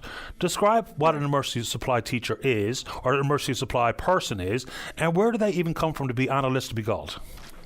Right, yeah, it might be semantics, but from a professional organization like ourselves, we take great value and put a lot of emphasis on the phrase teacher. It comes with a lot of work, and it comes with a certain approach to working with children, so we try to protect the teacher word. So emergency supply individuals who are coming into our classrooms right now, if there is a shortage in a particular area where, ultimately there's a hierarchy of how you get to the need for an emergency supply teacher. So if there's an opening for a day, you would automatically go to an active teacher who is a substitute teacher. If there's someone available in that category, you would go to a retiree who has put their name back on the list. And then after that would be your emergency supply individual or person who, bottom line, all they need to get on that list is a grade 12 diploma and a vulnerable sector or criminal records check. So now, no doubt there are some people in the emergency supply category who don't have teaching degrees but may have a degree here and there and so on, but they're not trained to be teachers, and that's our deep concern. We've jumped from in 2019-20 35 across the province to now this school year 208. Amazing. Pre-pandemic, there were 0 being utilised on the Avalon Peninsula, and now 128. So, again, I'm not trying to disparage individuals who are doing this work, but the fact of the matter is, even if we say, the reference to being a placeholder, having an adult in the room so to deal with safety-related issues, but the fact of the matter is, they may not have any specific safety training either. So it just seems like a pretty strange thing. And again, this is not about the individual. This is a system problem. It is. And go ahead. No, I was. You brought up the safety concerns, and when you're training to be a teacher, you're training from many different angles, whether it's mental health, whether it's physical needs. I'll just use phys ed teachers for example. In order to lead a phys ed class or a gymnasium, you need to be a trained physical educator, and what that means is a significant piece of that is safety in those rooms. So, or if you're, say, for example, covering a science lab, so the most obvious safety concerns come to the fore, but just overall child development and overall psychological and pedagogical approaches to working with children, they're lost because these individuals have not been trained in those areas, and we have people who are trained educators who have chosen this as their life path. So it's very frustrating, it's very disappointing, and it's worrisome. Obviously it is, and sometimes it's difficult for me to not draw links where there may not be one, but right. Throughout the pandemic, one thing that was not considered in this province was a very careful look at the concept of learning loss. In other provinces, they did it. They adjusted the curriculum. Basically here, what we've said is, well, we have you as a captive audience. Because I work in the same school with your child while they were in grade 5, as the grade 6 teacher, I have a better understanding of where they are. That's all just conceptually speaking. That's not realistically speaking, because we also know that not every child in every classroom has the same level of success and or absorption of the curriculum or understanding of the curriculum moving from grade to grade. So I would imagine issues regarding learning loss are further complicated by emergency supply. They have to be. I mean, how could they possibly not be?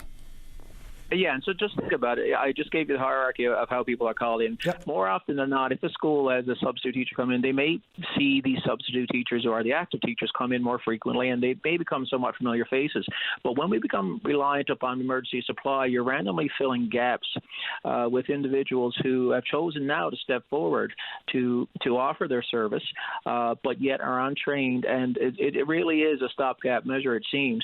To go back, first when I became president was the tail end of the pandemic in terms of when it was at its height, and it was regularly said schools will be the last to close and first to open, and the learning loss piece is so substantial. I hear from educators and teachers all the time right now to say what students have lost over that time, what they have. There's no real plan of how do we get it back. We regularly hear from government transformation and renewal and so on, but there's so many basic needs yet that need to be met in our system. And you would have been part of our discussions recently around violence in schools, the workload on teachers, and this is another indicator of where we truly are. That is one thing to have a sub in your room. It's quite another to have a retiree. It's quite another to have an emergency supply. So as you can see, it's so nuanced that how can we have an effective daily full slate of people working towards getting children out of that learning loss piece and moving them forward when we're struggling at best just to meet their daily needs. Not that it necessarily matters what's happening from province to province, but I just wonder whether or not we are unique or the rule when it comes to utilization of supply or emergency supply. I don't even know how they label those particular individuals in other provinces, but is this like a national trend where we don't have enough people wanting to enter the profession? Because like growing up, once again, being a teacher meant job security. It meant good pay, good benefits, highly respected. Same thing I would suggest for being a member of, for instance, law enforcement. But something changed, and I don't know what it is. So do we see a similar trend with emergency supply across the country? Or do we know? We do. We do, yeah. We sit at the national board table of the Canadian Teachers Federation, and it's a common discussion. It certainly is an issue around the country, and there may not be as much as a growing reliance on emergency supply as it is here. And I just happened to see the national news, and this story got picked up on the national CBC, so it was interesting for them to air that. But, bottom line, there's pressures all around. If you look at the numbers from this province, you'll see that since the pandemic and even before, the numbers have pretty much stayed the same in Labrador. The reason for that is because they're in the rural and really isolated areas. It's always been a trouble to recruit and retain people. Not saying I agree with it or that I wish it wasn't there, but that has been the case. So the numbers have pretty much stayed the same. But when you start talking about metro and some of the larger centers where many times they're more sought after areas for people to want to settle, when you see those now growing from 0 to 100 plus, where are we headed? And so, again, it's a growing crisis in this province. We know that schools we've often said, it's the hidden reality. We're triaging every day. Administrators really don't know how to best disperse their allocation every day when people walk in. I walk in as a teacher when I'll be going back next year, and I don't know, will I be doing what I'm supposed to be doing, or will I be pulled to cover off in other areas? And that's the worrisome piece. We talk about retention. When we talk about workloads and we talk about the experience on the front lines, we're not talking to say that buildings are falling down around us. What we're talking about is the ability to truly intervene and teach children without so many other competing variables. Appreciate the time as usual, Trent. Thank you. And yeah, Patty, and thanks again for your support of it, because this is something healthcare seems to get the focal point, and it's certainly important. But unless we get education right, as you often said, we're headed down a terrible path here. So thanks for your support. Appreciate the time. Thanks, Trent. All right, Patty. Take care. Bye-bye. You too. Bye-bye. Trent Langan, the president of the NLTA. Let's take a break. When we come back, we're talking support workers, forest fires, whatever you want to talk about. Don't go away. Welcome back to the show. Let's go to line number 1. Paul, you're on the air. Hi, Patty. Good morning. Good morning to you. Patty, I'm just calling about a concern I have. I won't be too long. It's about an autistic youth that's living here in St. John. She's finally got her own apartment since January. She lives alone. She's here in St. John's. Actually, she's up on Babels Road.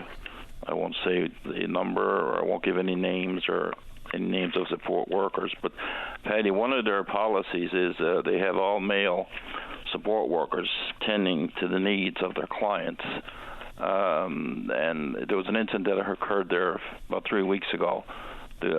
She had been in her apartment after getting a bath, and then she was drying her hair, and one of the workers came into her apartment unannounced with the key, of course. They have a key to her apartment. That's allowed. And so when I heard that, I'm a friend of the family, Patty, and they know me up there. I've been up there. I mentioned that to them there when I was there, to the person in charge, and all they said was, yeah, we know about it. And I've since forwarded a letter on, signed by myself and this youth's mother, about the concerns that we have about that. About men strictly looking after young, vulnerable female clients. I think that's wrong, Patty. They have support workers in the apartment building there 24/7 for their clients, and a lot of their clients are single, young, vulnerable females, and I think that's wrong. They should have mentioned in the letter, Patty. I said, I know rules are rules, protocols are protocols, but can you not contact your supervisors? Make some kind of changes so that doesn't happen again. Can you imagine, Patty? These people are complete strangers to her. They don't even know who she doesn't really know who they are. She's almost afraid now to speak up for herself. This is why I'm calling. Well, I'm glad you did. Patty, help me understand. Why, Patty, do they have male? I'm sorry, I don't mean to do that to you, my buddy. But why do they have males looking after young females? Can't they have female support workers looking after the needs of female clients, Patty?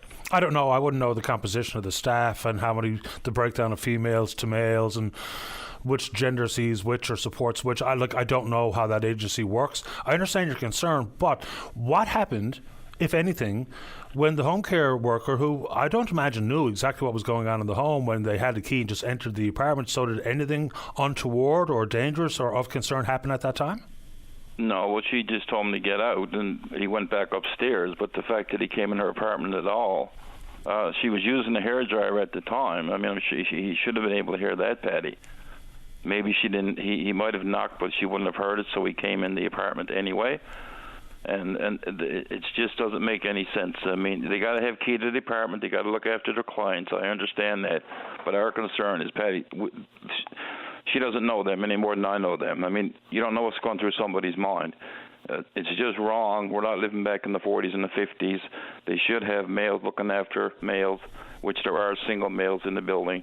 have female. What you're saying, you don't know how many males and females are working there, but there are females working there, Patty. Yeah, no, there could be. I have no idea. That's just No, coming from a position of ignorance. I don't know. I know, my buddy, but that's the thing, because I know there are females there and there are males there.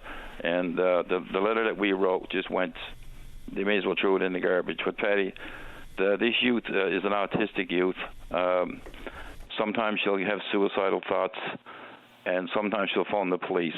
And they've told her, if you're feeling suicidal, do not phone the police. Only phone the police if it's an emergency. Now, you tell me, or anybody listening, tell me that if you're feeling suicidal, don't phone the police. That's not an emergency, Patty. This is the kind of crap that's going on up there. I told her, and even the people in her inner circle who are worried about her, family and friends, say the same thing. For God's sakes, if you want to phone the police so they can take you down to the Waterford, so well and good. But they told her not to do that, only if it's an emergency, Patty. Yes, and then it's too late. Is feeling suicidal not an emergency? Well, it is. And regardless, if we're talking about you can only get that type of intervention if it's an emergency, which means in many cases that's too late. It's after the fact. So there in and of itself is a problem. What are they supposed to or allowed to have keys anyway? Like, of course, if I'm at home... She has one, they have another. I guess it is for that purpose, to check on their clients, Patty. Yeah, so... I live alone. I live in an apartment. I got my own 2 keys. But she only has one, they have the other. This is what's happened. It only happened once. I'm not blaming the social worker. God knows, it's not their fault. They're doing their job. But all we recommended was, can they just change the rules somehow?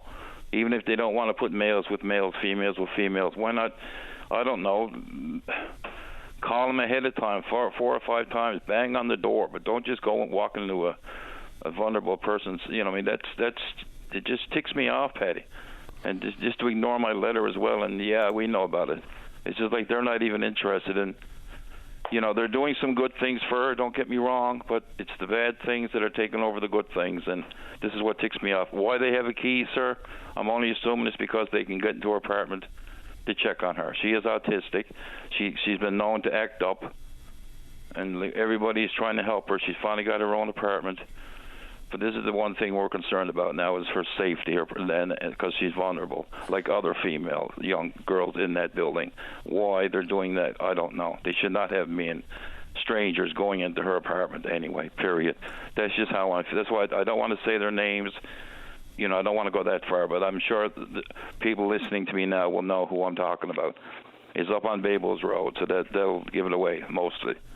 They're just not doing anything about it. But it's wrong, Patty. Why they have a key, I'm only assuming it's because they are vulnerable clients, special needs. I guess they're allowed by law. I don't know, Patty. I don't know, and I appreciate the time and the concern you're bringing forward. It reminds me of conversations we've had in the past, with men and women in the same hospital room, the same hospital ward. It can indeed be an uncomfortable situation. Not to say that every time that there's men and women together, something bad is going to happen, but it's a pretty basic concern shared, especially when we're talking about people in a vulnerable situation, whether it be this young lady you're talking about and or people who are simply unwell. They're in hospital for a reason. And if their recovery is jeopardized and or people's safety feels compromised because of these issues, then we probably could and should do better. The only reason I asked about the key is I was just wondering if the agency providing the home support worker gave you a clear answer as to why they have a key, period. We can all opine that it's so they can check in on their clients, but I kind of asked only to see if there was a firm answer to offer to that really legitimate and fundamental question. Paul, would you like to say anything else before I take a break for the news this morning? No, my buddy. Just that, like I say, we're just worried about her safety, Patty, and to walk in on her, in her bathing suit is wrong, and they should have just got the heck out of there, and they should have, apology is not always good enough, because what happens if something happens, Patty? Prevention is the cure, isn't it? Prevention is the cure, so it doesn't happen again. That's all we wanted, Patty. Understood. I appreciate the time. Thank you, Paul. Thanks, my buddy. Take care. Bye-bye. Bye. All right, let's take a break. When we get back, forest fires and the speeding in the city. Don't go away. You're listening to a rebroadcast of VOCM Open Line. Have your say by calling 709-273-5211 or 1-888-590-8626 and listen live weekday mornings at 9 a.m. welcome back to the show. Just before we get to the callers, so I mentioned off the top is that there's some sort of change made at the corporate level about authentication to get into your email. Mine's still experiencing problems that they're working on.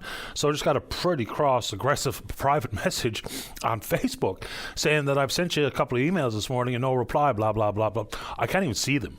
So to continue to work on it, when it's reactivated, I'll get a chance to clean up days worth of emails, and I'll try to respond to your email when I get a moment. And that only can happen after I can actually see them. So just a reminder that I can't see them yet. Let's go to line number 2. Say good morning to the councillor for Ward 4 here in the city of St. John's. That's Tom Davis. Tom, you're on the air. Good morning, Patty. Morning. I want to start off with some bouquets. I missed last week when I was thanking people. We had the retired RCMP officers out doing a cleanup along the Waterford River, and I missed them last week, so I know you picked up on it later in the show. Also, the Rotarians were out and did another cleanup along the Waterford River last Thursday, and they're going out again tomorrow, also with members of the Canadian Newfoundland Labrador Offshore Patrolling Board. They're from 1 to 4 p.m., so other residents who want to come out and join in, we'd love to see people.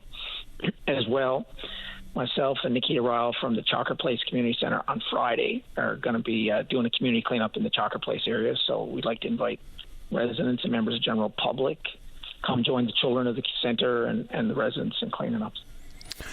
Fair enough. I got a cleanup coming up here soon too. Anyway, it's got to be done. It does be, yeah. So I want to get into the fact that Mother Nature is screaming at us, and we continue to ignore the signs. And a lot of times, because we're in Newfoundland, Labrador, and of course our biggest problem is the rain, drizzle, and fog, and we're not thinking. But a lot of Newfoundlanders, Labradorians, a lot of family members and friends are living in Fort Nelson. They're living in Fort McMurray. I mean, Fort Nelson is totally evacuated. Fort McMurray is on warning. Grand Prairie is also being threatened. Manitoba, Cranberry Portage was evacuated. Unhealthy air quality alerts in Calgary, Edmonton, Saskatoon, Winnipeg, and 4 American states on May the 14th. And we all can harken back to last summer when that smoke got down to the southern United States, when you saw apocalyptic scenes in New York City and Chicago and these major northern cities and that obviously has long-term impacts on the health of the residents, especially those who are immunocompromised or have limited lung capacity. And I think we're all culpable in it, and we all need to try and sit with it and try and reflect upon the impact that our emissions are having as it feeds to climate change. Although it's small in comparison to, we all like to point at other parts of the world, but ultimately our children and our grandchildren, the children around us, are being affected and will be affected. And I know it's controversial, but if we're not moving away from increasing our emissions, if we're not moving towards decreasing our emissions, both on a individual level, business level, municipal level, government level, all these different levels, then we're dooming them to a future that is, nothing short of apocalyptic. And I just want everybody just to kind of sit with that and think about it, because I know I talk to a lot of people and I know I struggle with it myself, and it's a bigger conversation than this, just you and I having this conversation on Open Line, but it's, we need to be courageous and supportive of difficult choices. And anyway, I just want to leave that there. Sure, and regardless of what people think, the problem, very quickly, just for me, I can only speak for myself, is if anybody mentions climate change, then the only reaction I get from most is carbon tax. When in fact, that just kind of, the reductive thinking is not helping. It's not helping, because all major political parties in this country say that something has to be done. So the question is very clear: is okay, if not that, then what? All I want is for something to work. I don't care what it is necessarily. And if we're going to talk about technology and innovation and education and stuff, okay, tell me how it works and how much it's going to cost. Like the big go-to now for others is that carbon capture and sequestration can replace the carbon tax. Okay, how much does it cost? How does it work? Because the largest carbon capture project in the country just got shuttered. not economically feasible, and has never lived up to expectations or promises. They were talking about, and this is in Alberta, that it would capture and sequester 90%. They've never reached 60. So, and who's paying for it? Ultimately, we all pay for it. Like, regardless if it comes in the form of a tax and or government spend and or government subsidies, whatever the case may be, we're paying for these things. So you can be as cross as you want about a carbon tax on gasoline, home heating fuels and others, and fair enough. But the question has to be on this, especially when the rate is dropped and the campaign is really actually truly on, even though it already feels like it's on, is if not that, what? That's all. And the concept of, even the price of groceries. I mean, we'll just focus in on carbon tax as opposed to fires and floods and droughts and what that means for the price of what we're paying for product in the grocery store. Then you talk about the National Disaster Mitigation Fund, which was supposed to last 7 years. It's exhausted. Then you look at insurance payouts, which eclipse $3 billion a year in the last number of years in the country. Yes, and then you have forest fires. Well, it's all arson. Oh, look, human activity is the number one contributor to forest fires. It's undeniable. But it's not all arson. It could be smokes or campfires or a variety of things. And then it's the conditions as to how they're allowed to burn and the extent of the damage. So we can argue about the proper policy or approach, but when we're talking about the impacts of climate and climate change, the conversation can't begin and end with carbon tax. It just can't. I mean, even if you look at some 7 million people die, premature deaths annually because of air pollution. The pollution of the air is bad for everybody. It doesn't matter who you intend to vote for. I mean, it just doesn't. And there's been some things achieved. Like we dealt with issues regarding moving to only unleaded gasoline. And we talked about Clean Water Act. And we've talked about acid rain and policies that have been put in place to make the place a bit more palpable and livable. Because if you're so concerned about how we leave the future for our grandchildren, and the focus is only on sovereign debt, which is fair, but certainly there's got to be some room in our minds to talk about the kind of planet we're leaving, on top of how much debt load is being brought forward. There's all sorts of work being done out there about what it means, impact on GDP, impact on health and healthcare costs. So let's just try to have the conversation, as opposed to it's strictly political. Let's try to hopefully squeeze a little bit of policy in there on top of politics, because politicians be damned. Good policy is, I think, what we really all kind of need. And who comes up with the best idea? I don't personally care. I really don't. The good ideas and things that work, or work the best when compared to others, that's what I want. I don't care who the hell came up with the idea. Tom, anything else this morning? Yeah, well, I want to bring up Kenmount Terrace. We got a big issue up there, and I want to thank Amanda and her cadre of concerned citizens up there. There's a big speeding, distracted driving. We got people passing buses, and she's calling on the city to take action. But they've been themselves out videotaping drivers passing buses and then going down to court, and they've had 16 people charged and actually prosecuted with passing school buses. So, over the weekend there was a duck that was ran over right in front of a bunch of kids, and that could easily have been one of those children. So this is a message, thanking them for doing what they're doing, but also to all the residents of the city, of the province, but in particularly Kenmount Terrace. These roads are not racetracks. We need to slow down, everyone, and we need to realize that when a child or a pet or something darts out in front of us and we're distracted or we're going too quickly, we're not driving defensively. Well, man, oh man, when you're by the side of the road and dealing with that tragedy, you're going to wish that you had taken the precautions necessary. And there's excited children and pets all over the city, and we need to be driving more carefully on the city side.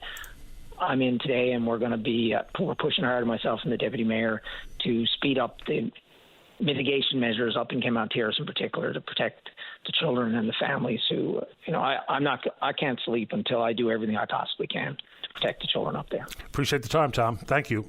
Hey, take care, everyone. Bye-bye. You too. Bye-bye. I don't know what your favorite or what do you think is the most effective traffic calming measure. The curb bump outs and speed bumps and the like, yeah, The thing that slows me down the most is the speed camera and then the description, on the flashing digital sign about how fast I'm going. That seems to slow people down a little more than, the bump out of the curb. They bumped it out on one of the routes that I take going home every day. And the bumped out curb just means that we pass each other close by each other versus anyone actually slowing down. Let's take a break. When we come back, David's got a very interesting concern regarding his want to donate a kidney. Don't go away. Welcome back to the program. Let's go to line number 3. David, you're on the air. Oh, yes. Good morning. I'm sorry, I don't talk. They were talking to you. I'm trying to donate a kidney to my brother, and Transplant Canada has made a new rule that in order to donate you, I do need a family doctor. I'm on the waiting list for a doctor for close to 2 years now, but haven't had the luck yet to get one. And I think I've talked around and I've sent emails and I've put out little mail to clinics and stuff trying to find a doctor, and it just hasn't. I just can't find a doctor, and I would like to, donate a kidney here. It's extraordinary. A couple of things that are a little bit confusing for me. Is there a rationale offered as to why you need a family doctor? Because when we are talking about family doctors in this circumstance, they could only be, part of the referral process to be referred to people who are urologists and then transplant specialists, as opposed to the family doctor, which would have very limited role in a kidney donation or any organ donation. This is true. The surgery actually is going to happen in British Columbia. So my understanding is the doctor would do up requisitions to get the test and then review them with the patient. And then once or twice a year for the next 3 years after that, just follow-up calls. Oh, okay. So now it makes sense to me. You would need a family doctor in place for follow-ups. Okay, that makes all the sense in the world. I'm glad you said that. So also, the transplant people will do all the reviewing of everything to do with the kidney tests.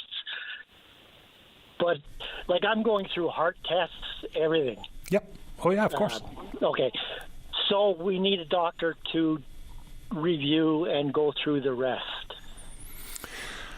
And when we're talking about people awaiting transplant, and there's a pretty long list right across the country, I wonder, is there an opportunity for your need to be prioritized? Because it's different than when I spent 11, 12 months on the Patient Connect list. You've got something that's right there in front of you. It's a life-saving or at least a life-changing procedure that you and your brother are waiting for. So have you had a conversation with anyone here, like whether it be directly with the doctor's clinic and or the folks at Patient Connect, to say, hey, this is not simply about I need a family doctor for my ongoing concerns. This is about organ transplant? Have you had that conversation? I have, and there's nothing they can do about it to speed up the process to get in line quicker. Amazing. But I don't know how this works necessarily. For instance, the clinic that I've been assigned to, can you go to a clinic directly and just say to the doctor, are one of your doctors willing to take me on for this sole reason? Or was it just a generalized Patient Connect story that, no, sorry, nothing can be done? No, I've been to a few clinics and I'm a courier, so I have, 30 people ask their doctors, and no one seems to. It's kind of intriguing, yes. I don't know what to say.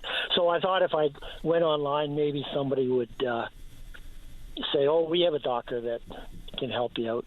Let's hope so, because I do know that even at the clinic I go to, some of the staff there do indeed listen to this program. So please, and folks know, if you're listening at my clinic, if there's possibility for David to be on the patient roster here sooner than later, there's a life-changing procedure in the offing. So hopefully, David, this makes some sort of meaningful difference. Now, nobody likes to hear folks jumping the queue, and it shouldn't be about who you know, but, when we're being realistic here, this is a unique set of circumstances that, we can all be part of, potentially changing your brother's life with the donation of the kidney. So amazing stuff. I don't know what's going to happen here, David, but I guarantee you, if any clinic or doctor contacts us, we will put them directly in contact with you. Oh, that would be so good. How long has your brother been looking for or waiting for a kidney? Well, he has my sister's kidney from 2004. So we've been 8 months doing tests off and on. I've been through walk-ins to get nurse practitioners to order the tests, but now it's come to a point where I need a doctor. That's what they're telling me. So, and that's fair. You know, I think it's fair, but that's where we're at. David, once again, fingers crossed that this has some sort of positive outcome because you called here this morning. What's your brother's name? Mark. Mark. Amazing story. And so he's living with your sister's kidney since 2004, and so his health has deteriorated to where that kidney needs to be replaced. So just help me understand. Walk me through that. It is, yes. I what I know is you get 10, 12, 13 years out of a kidney. Okay. And he's already got that on my sister's. So, yeah, and he's almost going to have to go back on dialysis. So we would like to get things processed faster now so he doesn't have to. The problem we have right now is because I talk to him every day. The problem we're having right now is he is not sure that his doctor will let him get the surgery because he won't be strong enough. So we need to get things rolling. And let's hope they start rolling or they roll to a positive conclusion after our conversation this morning, David. I wish you good luck, you and Mark and your sister and everyone else involved in this story.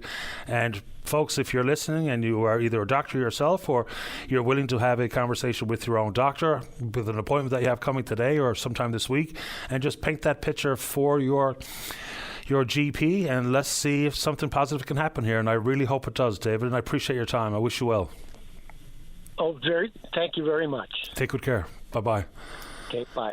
I mean, how about that, eh? And I, at the beginning, I guess I didn't think it all the way through, is what role does the family doctor play? But of course, it's the aftermath and check-ins after the transplant has taken place. Amazing story. So one more time, we'll put the plea out there. If you could be part of helping this situation out, that'd be great. Let's check in on the Twitter before we get to the news. We're VOCM Open Line. You know what to do. Not even going to bother giving you my email address this morning as of yet, because we're trying to reactivate the account. For some reason, based on some authentication changes, I'm locked out, so I haven't seen an email all day. None. So when I come back tomorrow, and hopefully that's solved, there'll be 4 days of email backlog, which means it might be a little bit of a wait for me to get back to you if and when you've sent me something, especially if you've asked a question or needed some help with something. And even the emails that just make declarations, I try to reply when I get a chance. All right, let's take a break for the news. When we come back, we'll talk about the gathering place, a call for donations, licensed practical nurses, and I made mention of the mixed hospital rooms. There's also a caller in the queue who wants to talk about that. Don't go away. The Tim Powers Show. Join the conversation weekday afternoons at 4 p.m. on your VOCM. Welcome back to the show. Let's go to line number 4. Caller, you're on the air. Hi, is this me? That is you. Oh, sorry. I wasn't sure. No, How are you doing, Mr. Daly? I'm doing great How are you today. I'm fine, thanks. How about you? Okay. Yeah, I'm not doing too bad. I mean, not bad for an old fella. The reason why I'm calling is there's been a couple of people call about health care. I think we need to have a major overhaul of the healthcare system, Mr. Daly, honestly. A few weeks ago, I had to go to get a chest x-ray done, and I was told to go straight to the emergency room, which is okay. That's fine. We will deal with all that. That was later. But it's got nothing to do with the staff. The staff are phenomenal. You there? I'm just listening. Oh, I'm sorry. The staff, like the nurses, the doctors, the technicians, but the process is broken. I don't know if that makes any sense or not. Of course it does. We haven't made any meaningful change to the healthcare system in this country for decades. We've just kind of rested on our laurels, thought, well, we have universal healthcare, we're in good shape, but now all of a sudden the systems aren't working like they're intended. No. So yes, we do need to change the process. We need to just change our mindset about how healthcare is delivered. Well, because initially when I went in, they had to put me on a bit of oxygen, which was okay. They put me in a, I guess you call it a nice little room, and I was there for a couple of days. I had a couple of tests done. I had to have a procedure done. That was fine because it was like, but then he comes down on a Friday evening. It was like 10 to 11 in the night, and said, well, we finally got your room, or a bed, I should say, and that was okay. But it was 10 to 11 on a Friday night. I had a general idea I was getting out the next day. I'm a man of 53 years old. They put me into a room with 5 ladies. The youngest lady that there was 74. Now, with that being said, the next morning, I had my curtain pulled back a little bit, and one lady come out of the bathroom, and I could see what was going to happen. She was going to fall, and I actually caught her. And then I thought about it afterwards, like, did I do anything wrong? Did I catch the lady from hurting herself, or could I be accused of, I don't know, making like assaulting her? Like that was very inappropriate as far as I was concerned.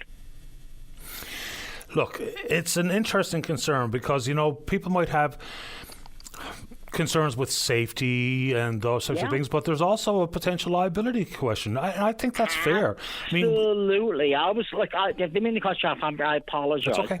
But I was concerned afterwards when I saw this lady walking out with a cane. I knew she was going to fall, and I grabbed her and picked her up to make sure she did fall. So then I thought, like, afterwards, like, did I just help this lady, or did I assault her? Well, of course you didn't, but the worry might be that it could be construed that way. And, same thing when people are willing to offer some first aid is concerns with liability and those types of things. Now, I don't know how much worry you should offer on this particular circumstance, but you're right. When we find ourselves in these types of positions, people will justifiably question as to whether or not they should help, because we've arrived at a place in this world where, accusations carry a lot of weight, and people are, once the accusation is out there, even if it's deemed or proven to be not true or inaccurate, then people wear that for a long time. So I'm not speaking specifically about what you're talking about here, but that's the nature of the beast these days. And absolutely, that was the thing. I mean, even the day I was in the hospital, I went to the ER, because I had to go to the ER. It's like, they drew a pile of blood, and they told me I wasn't, like, they couldn't even give me a cookie or a glass of apple juice. I'm thinking, like, Buzz, I've been here all day. Like, really, can you just give me something to replenish a little bit of fluid? I wasn't allowed to have anything. Like, you haven't seen a doctor, and you might not see a doctor until tomorrow morning. And I'm thinking, like, this system is really broken. Yeah, those type of medically related decisions, I don't know. I mean, no, I don't either, buddy. Yeah, but the basics of just, and we've talked about this in the past, and we've actually gone to the health authority. Back then, of course, it was Eastern Health, to talk about the concerns people are talking about. It's not just being on a gurney in the hallway for extended amounts of time, which is something that's happened to my family, which drives me right around the bend, but it's the concept of being in mixed rooms, mixed wards. And what they'll say very clearly is, as soon as the opportunity presents itself to have one person who, someone gets discharged from another ward, and it's all men on that ward, the men moves from the ladies' room, or the room occupied by 3 women, into the other room. Because, of course, when you're trying to manage the wards and admissions, it's going to be seldom where there's an equal number of women and an equal number of men on 4 North B at one moment in time. So I know they try their best to ensure that that is not the rule, and I do think it's the exception, but it is a concern of many people that have talked to me over the years on this program. absolutely, pal. I mean, you lie back, and like I said, I'm 53, and all the ladies in the room, like Saturday morning, all the PCAs are coming in, and they are like sponge bathing the women, and I'm like, her going like, holy crap, man, really? Like this is very uncomfortable. Yeah, of course. People will have a level of modesty that has to be considered. No doubt about it. And I'm sure some women and or men, they're on a ward with the opposite sex getting a sponge bath or just being, got the backless hospital gown on. Of course that could be something people consider. And when you're worried about things like that, you're not putting the amount of energy and effort and rest into your own recovery. So it can be a problem. Now, look, I don't even know how I would feel. I probably wouldn't be too worried or upset about it if I was in that circumstance, as long as I was getting the care. But I can't speak for everyone. People have different levels of modesty, different levels of self-consciousness, whatever the case may be. Sure enough, but I mean, like today, it became a point where the faster the doctor told you that you're going home, because, well, the hospital food is not the greatest. But once you get home, you got your own bed, your own food, your own environment. Like, what better place to get better? Well, turnarounds from hospital are really quite quick these days. I mean, we're talking about day surgery to replace a hip or a knee. We're talking about women who give birth and all of a sudden they're turned around in 24 hours, 36 hours at home again. I'm pretty sure my mother said that when I was born, the rule was people were in hospital for 5 or 7 days. Now the churn is like a restaurant, right? We're flipping tables. Yeah.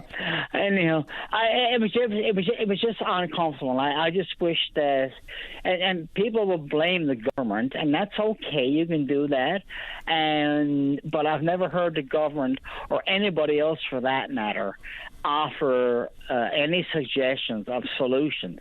Everybody wants to blame the government, and that's okay if they want to do that. But there's nobody offering like a plan B solution. How do we get to a better place without blaming the government? I mean, I'm not stepping up, and I'm not supporting any level of government, no way, shape, or form. But we always hear talk about, well, the government got to do better. The government got to do it. Well, okay, I'll tell you what. Here's what you need to do. You need to stand up, and you need to give options of how do we do better, whether it's about mental health, health care, education. Like, can we get somebody to actually stand up and say, here's an alternative that we could look at? I'm not hearing any of that. I think some of that's happening. I think all the consultation amongst healthcare professionals and the general public to come up with the 10-year plan called the Health Accord, I think does paint a roadmap for how we're hopefully going to change it. Things like collaborative care clinics, but that's all dependent on adding human resources to the mix as opposed to just moving people around. And, blaming the government is easy, right? I mean, they're responsible, but operationally speaking, I don't think Tom Osborne is deep into the pre-shift and post-shift meetings for the registered nurses at St. Clair's. So operationally speaking, we've got ourselves our own level of concern. But at this moment, it really feels like the shortage of healthcare pros is driving a lot of the concerns that we hear about, because they say there's not a bed available. There's actually a bed, but there's no staff to take care of the person lying in that empty bed. So exactly. There's a lot to this, but I think that the ultimate starting point regarding the Health Accord and the healthcare system is we have a system where if you're sick or you break a bone, we treat you, as opposed to what they're suggesting is if we look more at the implications of the social determinants of health to understand how people are interacting with the healthcare system, we'll probably be all better off. And I think that there's not enough focus on that. But I mean, I read a report last week regarding being housed or homeless. Homeless people are spending twice as much time, consequently costing twice as much money to be in the hospital versus folks who have a house. So if we look at why you're sick, then maybe we could do better, just as opposed to waiting for you to get sick and then you're in the hospital. Caller, I have to get to the break, but I hope you're doing well. Appreciate your time. I'm sorry. I know I'm doing fine. I'm 100% back again. Good to hear it. Okay, Mr. Daly, you take care and have a good day. The very same to you. Take care of yourself. Okay. Bye-bye. Bye-bye. You know, and people will, for some reason, think that, well, looking at the social determinants is just that endless wave of one of the isms that people choose to use. But if we know that based on whether or not you have a place to live, your level of education, man or a woman, rural versus urban, all of those types of contributing factors, you know, doesn't it make sense, especially if you're someone just worried about money? If we want to spend less money on healthcare, then that requires less people, or fewer people, to be involved with the healthcare system. And if that means you're healthier because of investments in the so-called social determinants of health, it just kind of makes sense, right? Especially if we're all concerned with the money. Money doesn't seem to be the problem. I mean, the healthcare budget in this province is about $4 billion. There's only 525,000 of us. Let's take our final break of the morning. Don't go away. Welcome back to the show. Let us go. Where do you want me to start here, David, on our final segment of the morning? Line number one. Let's go to line number one. Say good morning to an independent member of the House of Assembly, elected in and serving the folks of Humber Bay of Islands. That's Eddie Joyce. Eddie, you're on the air. Good morning, Patty, and thank you again for taking my call. No problem. The reason of my call is the concern about the nurse practitioners in Corner Brook and the gap that we have for family doctors. In the House of Assembly yesterday, Barry Pitton brought questions up to the Minister of Health and Community Services, Tom Osborne, about it. And I seen his comments, and I was listening to his comments, and I read them again this morning on another news outlet. And the Minister has it wrong. He has it totally wrong. He's talking about these collaborative care teams. There's none in Corner Brook. He's talking about the if we allowed nurse practitioners to put in to be billed by MCP, it would take away from the public health care system. That is wrong. The nurse practitioners. Let's take it one at a time. So there isn't a collaborative care clinic in Corner Brook, but of course on the map of the proposed 35 collaborative care clinics, there absolutely would be one in your region. So hopefully that can happen sooner or later. And of course, it's only effective if we're adding new people to the system as opposed to moving doctors and nurses and LPNs and nurse practitioners around. Yeah. Secondly, when the minister says that if you allow nurse practitioners to work of their own accord, hang out their own shingle, see patients, and versus me digging into my pocket, they simply bill MCP, he says that would just further erode the numbers working in the public system. How do you view that as wrong? Where that's wrong is the ones who are in Corner Brook are already working with the Western Health. They're doing this in the evenings and on the weekends. This will not take away any nurse practitioner. There's thousands and thousands of people without a doctor in the Corner Brook area. There's a doctor, another family doctor leaving soon, another 2,000 to 2,500 patients. These nurse practitioners that are operating in Corner Brook has a 3 to 4 week wait list just to get there. They themselves work on night times and weekends. They are not resigning from Western Health. They're doing this because there's a gap. So when the minister comes out and says we're privatizing healthcare, I asked the minister, what are you going to do with those 8,000-10,000 people or even more in Western Newfoundland who don't have a doctor? Here's a gap that we could fill that's not taking away any nurse practitioners from the system, but giving people an opportunity to go and not be paid. And what you always hear is, well, call 811. 90% 811, go to emergency. Emergency departments tell up to 20 hours. I know a lady 90 years old, up to 20 hours lying on a gurney. And here's an opportunity, and I heard your previous caller say, give a solution. Solution here is to allow people who sees a gap, who wants to do it on their own time, do it on the weekends, to fill a void because the government has not filled that void. So for Minister Osborne to say this is privatizing healthcare is absolutely false. Well, let's look outside your region and think about it in provincial terms.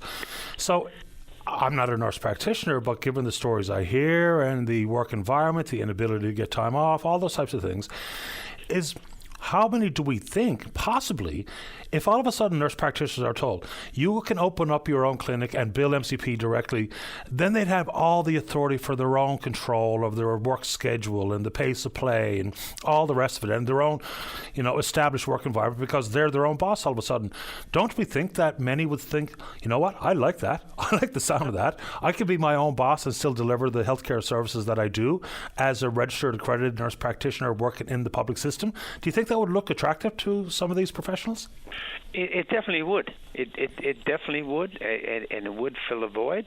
But the ones that I'm dealing with in Cornerbrook, who's trying to get this done, they're doing it on the nighttime and weekends. They have no plans to leave Western Health. So when the minister says that you're looking to privatize the healthcare system because you're going to take nurse practitioners out of the system, I know the ones that are set up in Cornerbrook has no intentions. So the idea is that we're just going to keep nurse practitioners in the public system until, as the health accord says it, but still let those people, the mainly seniors, a lot of seniors and a lot of other people who need to go to get their yearly prescription, got to go pay $60, $70. Someone who does blood work now got to pay for the initial visit, then they got to go back and see how the blood work works. You're talking about $120, $140. And these people, and as I said, and this is where the minister is totally wrong, these people who petty, and I'll give you an example. If a carpenter is working, doing work on a house and working for a company, if he wanted to do something later that night, what stopped him from doing it? This is the same example. I'm not saying that we should take all nurse practitioners and put them out take them out and put them in the private field. I'm saying there's people there who know individuals who stepped up to the plate. We got a void, and the minister knows the difference. That this is not trying to privatize the healthcare system, and then trying to target Barry Pettin as to say we're private. You want privatized healthcare system? What I want individuals to be able to go see someone in the healthcare system who's going to help them to get their medical needs taken care of. Understood. Eddie, you've had the last word. I got to sneak on my last caller of the morning, but I appreciate your time. Petty, thank you again. And I asked Minister Osborne, this is not privatized, this is helping people, which we all swore a duty to do when we got elected. Thanks, Eddie. Thank you, Petty. You're welcome. Bye-bye. That's Eddie Joyce, of course, Humber Bay of Islands. Final word this morning goes to line number 2. Edward, you're on the air.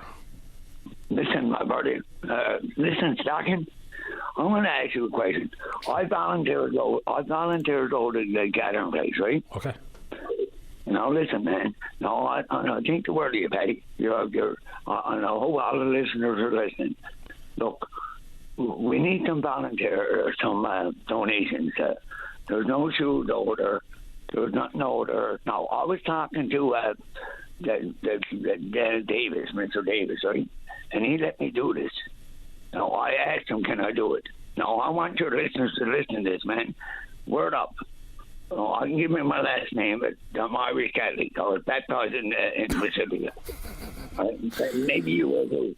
No, I was baptized probably past 10th. But before we run out of time here this morning, so your call for donations of clothes in particular, is it, Edward? Yeah, clothes, my buddy, shoes. They got nothing older about it. Come on, man. Like, I'm only asking. And I volunteer older, and he knows. And I asked Paul Davis, and he said, "Go ahead, chocolate." He said, "Go ahead," and I did. So I'm only asking you. Let's cry out for the people.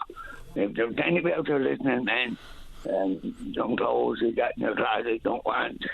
Sure. So I'll make the pitch for you, Edward. If you are looking to purge your closet or you simply would like to make a donation. Not my closet. No. I'm speaking to everyone else listening. So if people have things they'd like to donate, especially in the form of clothes, shoes, and the like, if you'd like to make that donation, the gathering place is in need of. How's that? Does that summarize it for you? Yeah, summarize. And then never mind the food purchase. I mean, if each 3,000 people, damn it. Oh, I know. It's an extremely busy spot. And so let's hope that we get a few donations rolling in. You've had the last word, Edward. I appreciate your time. Good luck. Now, listen here, Patty Daly. What? I think Swirl you, and I know Dave, and I know Tom Osborne, and I hope he's listening. Jesus, help the people out. We'll see if we can help. All right, good luck. Thanks, Edward. All the best. Here we go. So that's interesting and easy plea. All right, good show today. We will indeed pick up this conversation again tomorrow morning, right here on VOCM and Big Land FM's Open Line. On behalf of the producer, David Williams, I'm your host, Paddy Daly. Have yourself a safe, fun, happy day. We'll talk in the morning. Bye-bye. Step into the world of power, loyalty, and luck. I'm going to make him an offer he can't refuse. With family, cannolis, and spins mean everything. Now, you want to get mixed up in the family business. Introducing The Godfather at ChumbaCasino.com. Test your luck in the shadowy world of The Godfather slot. Someday, I will call upon you to do a service for me. Play The Godfather now at ChumbaCasino.com. Welcome to the family.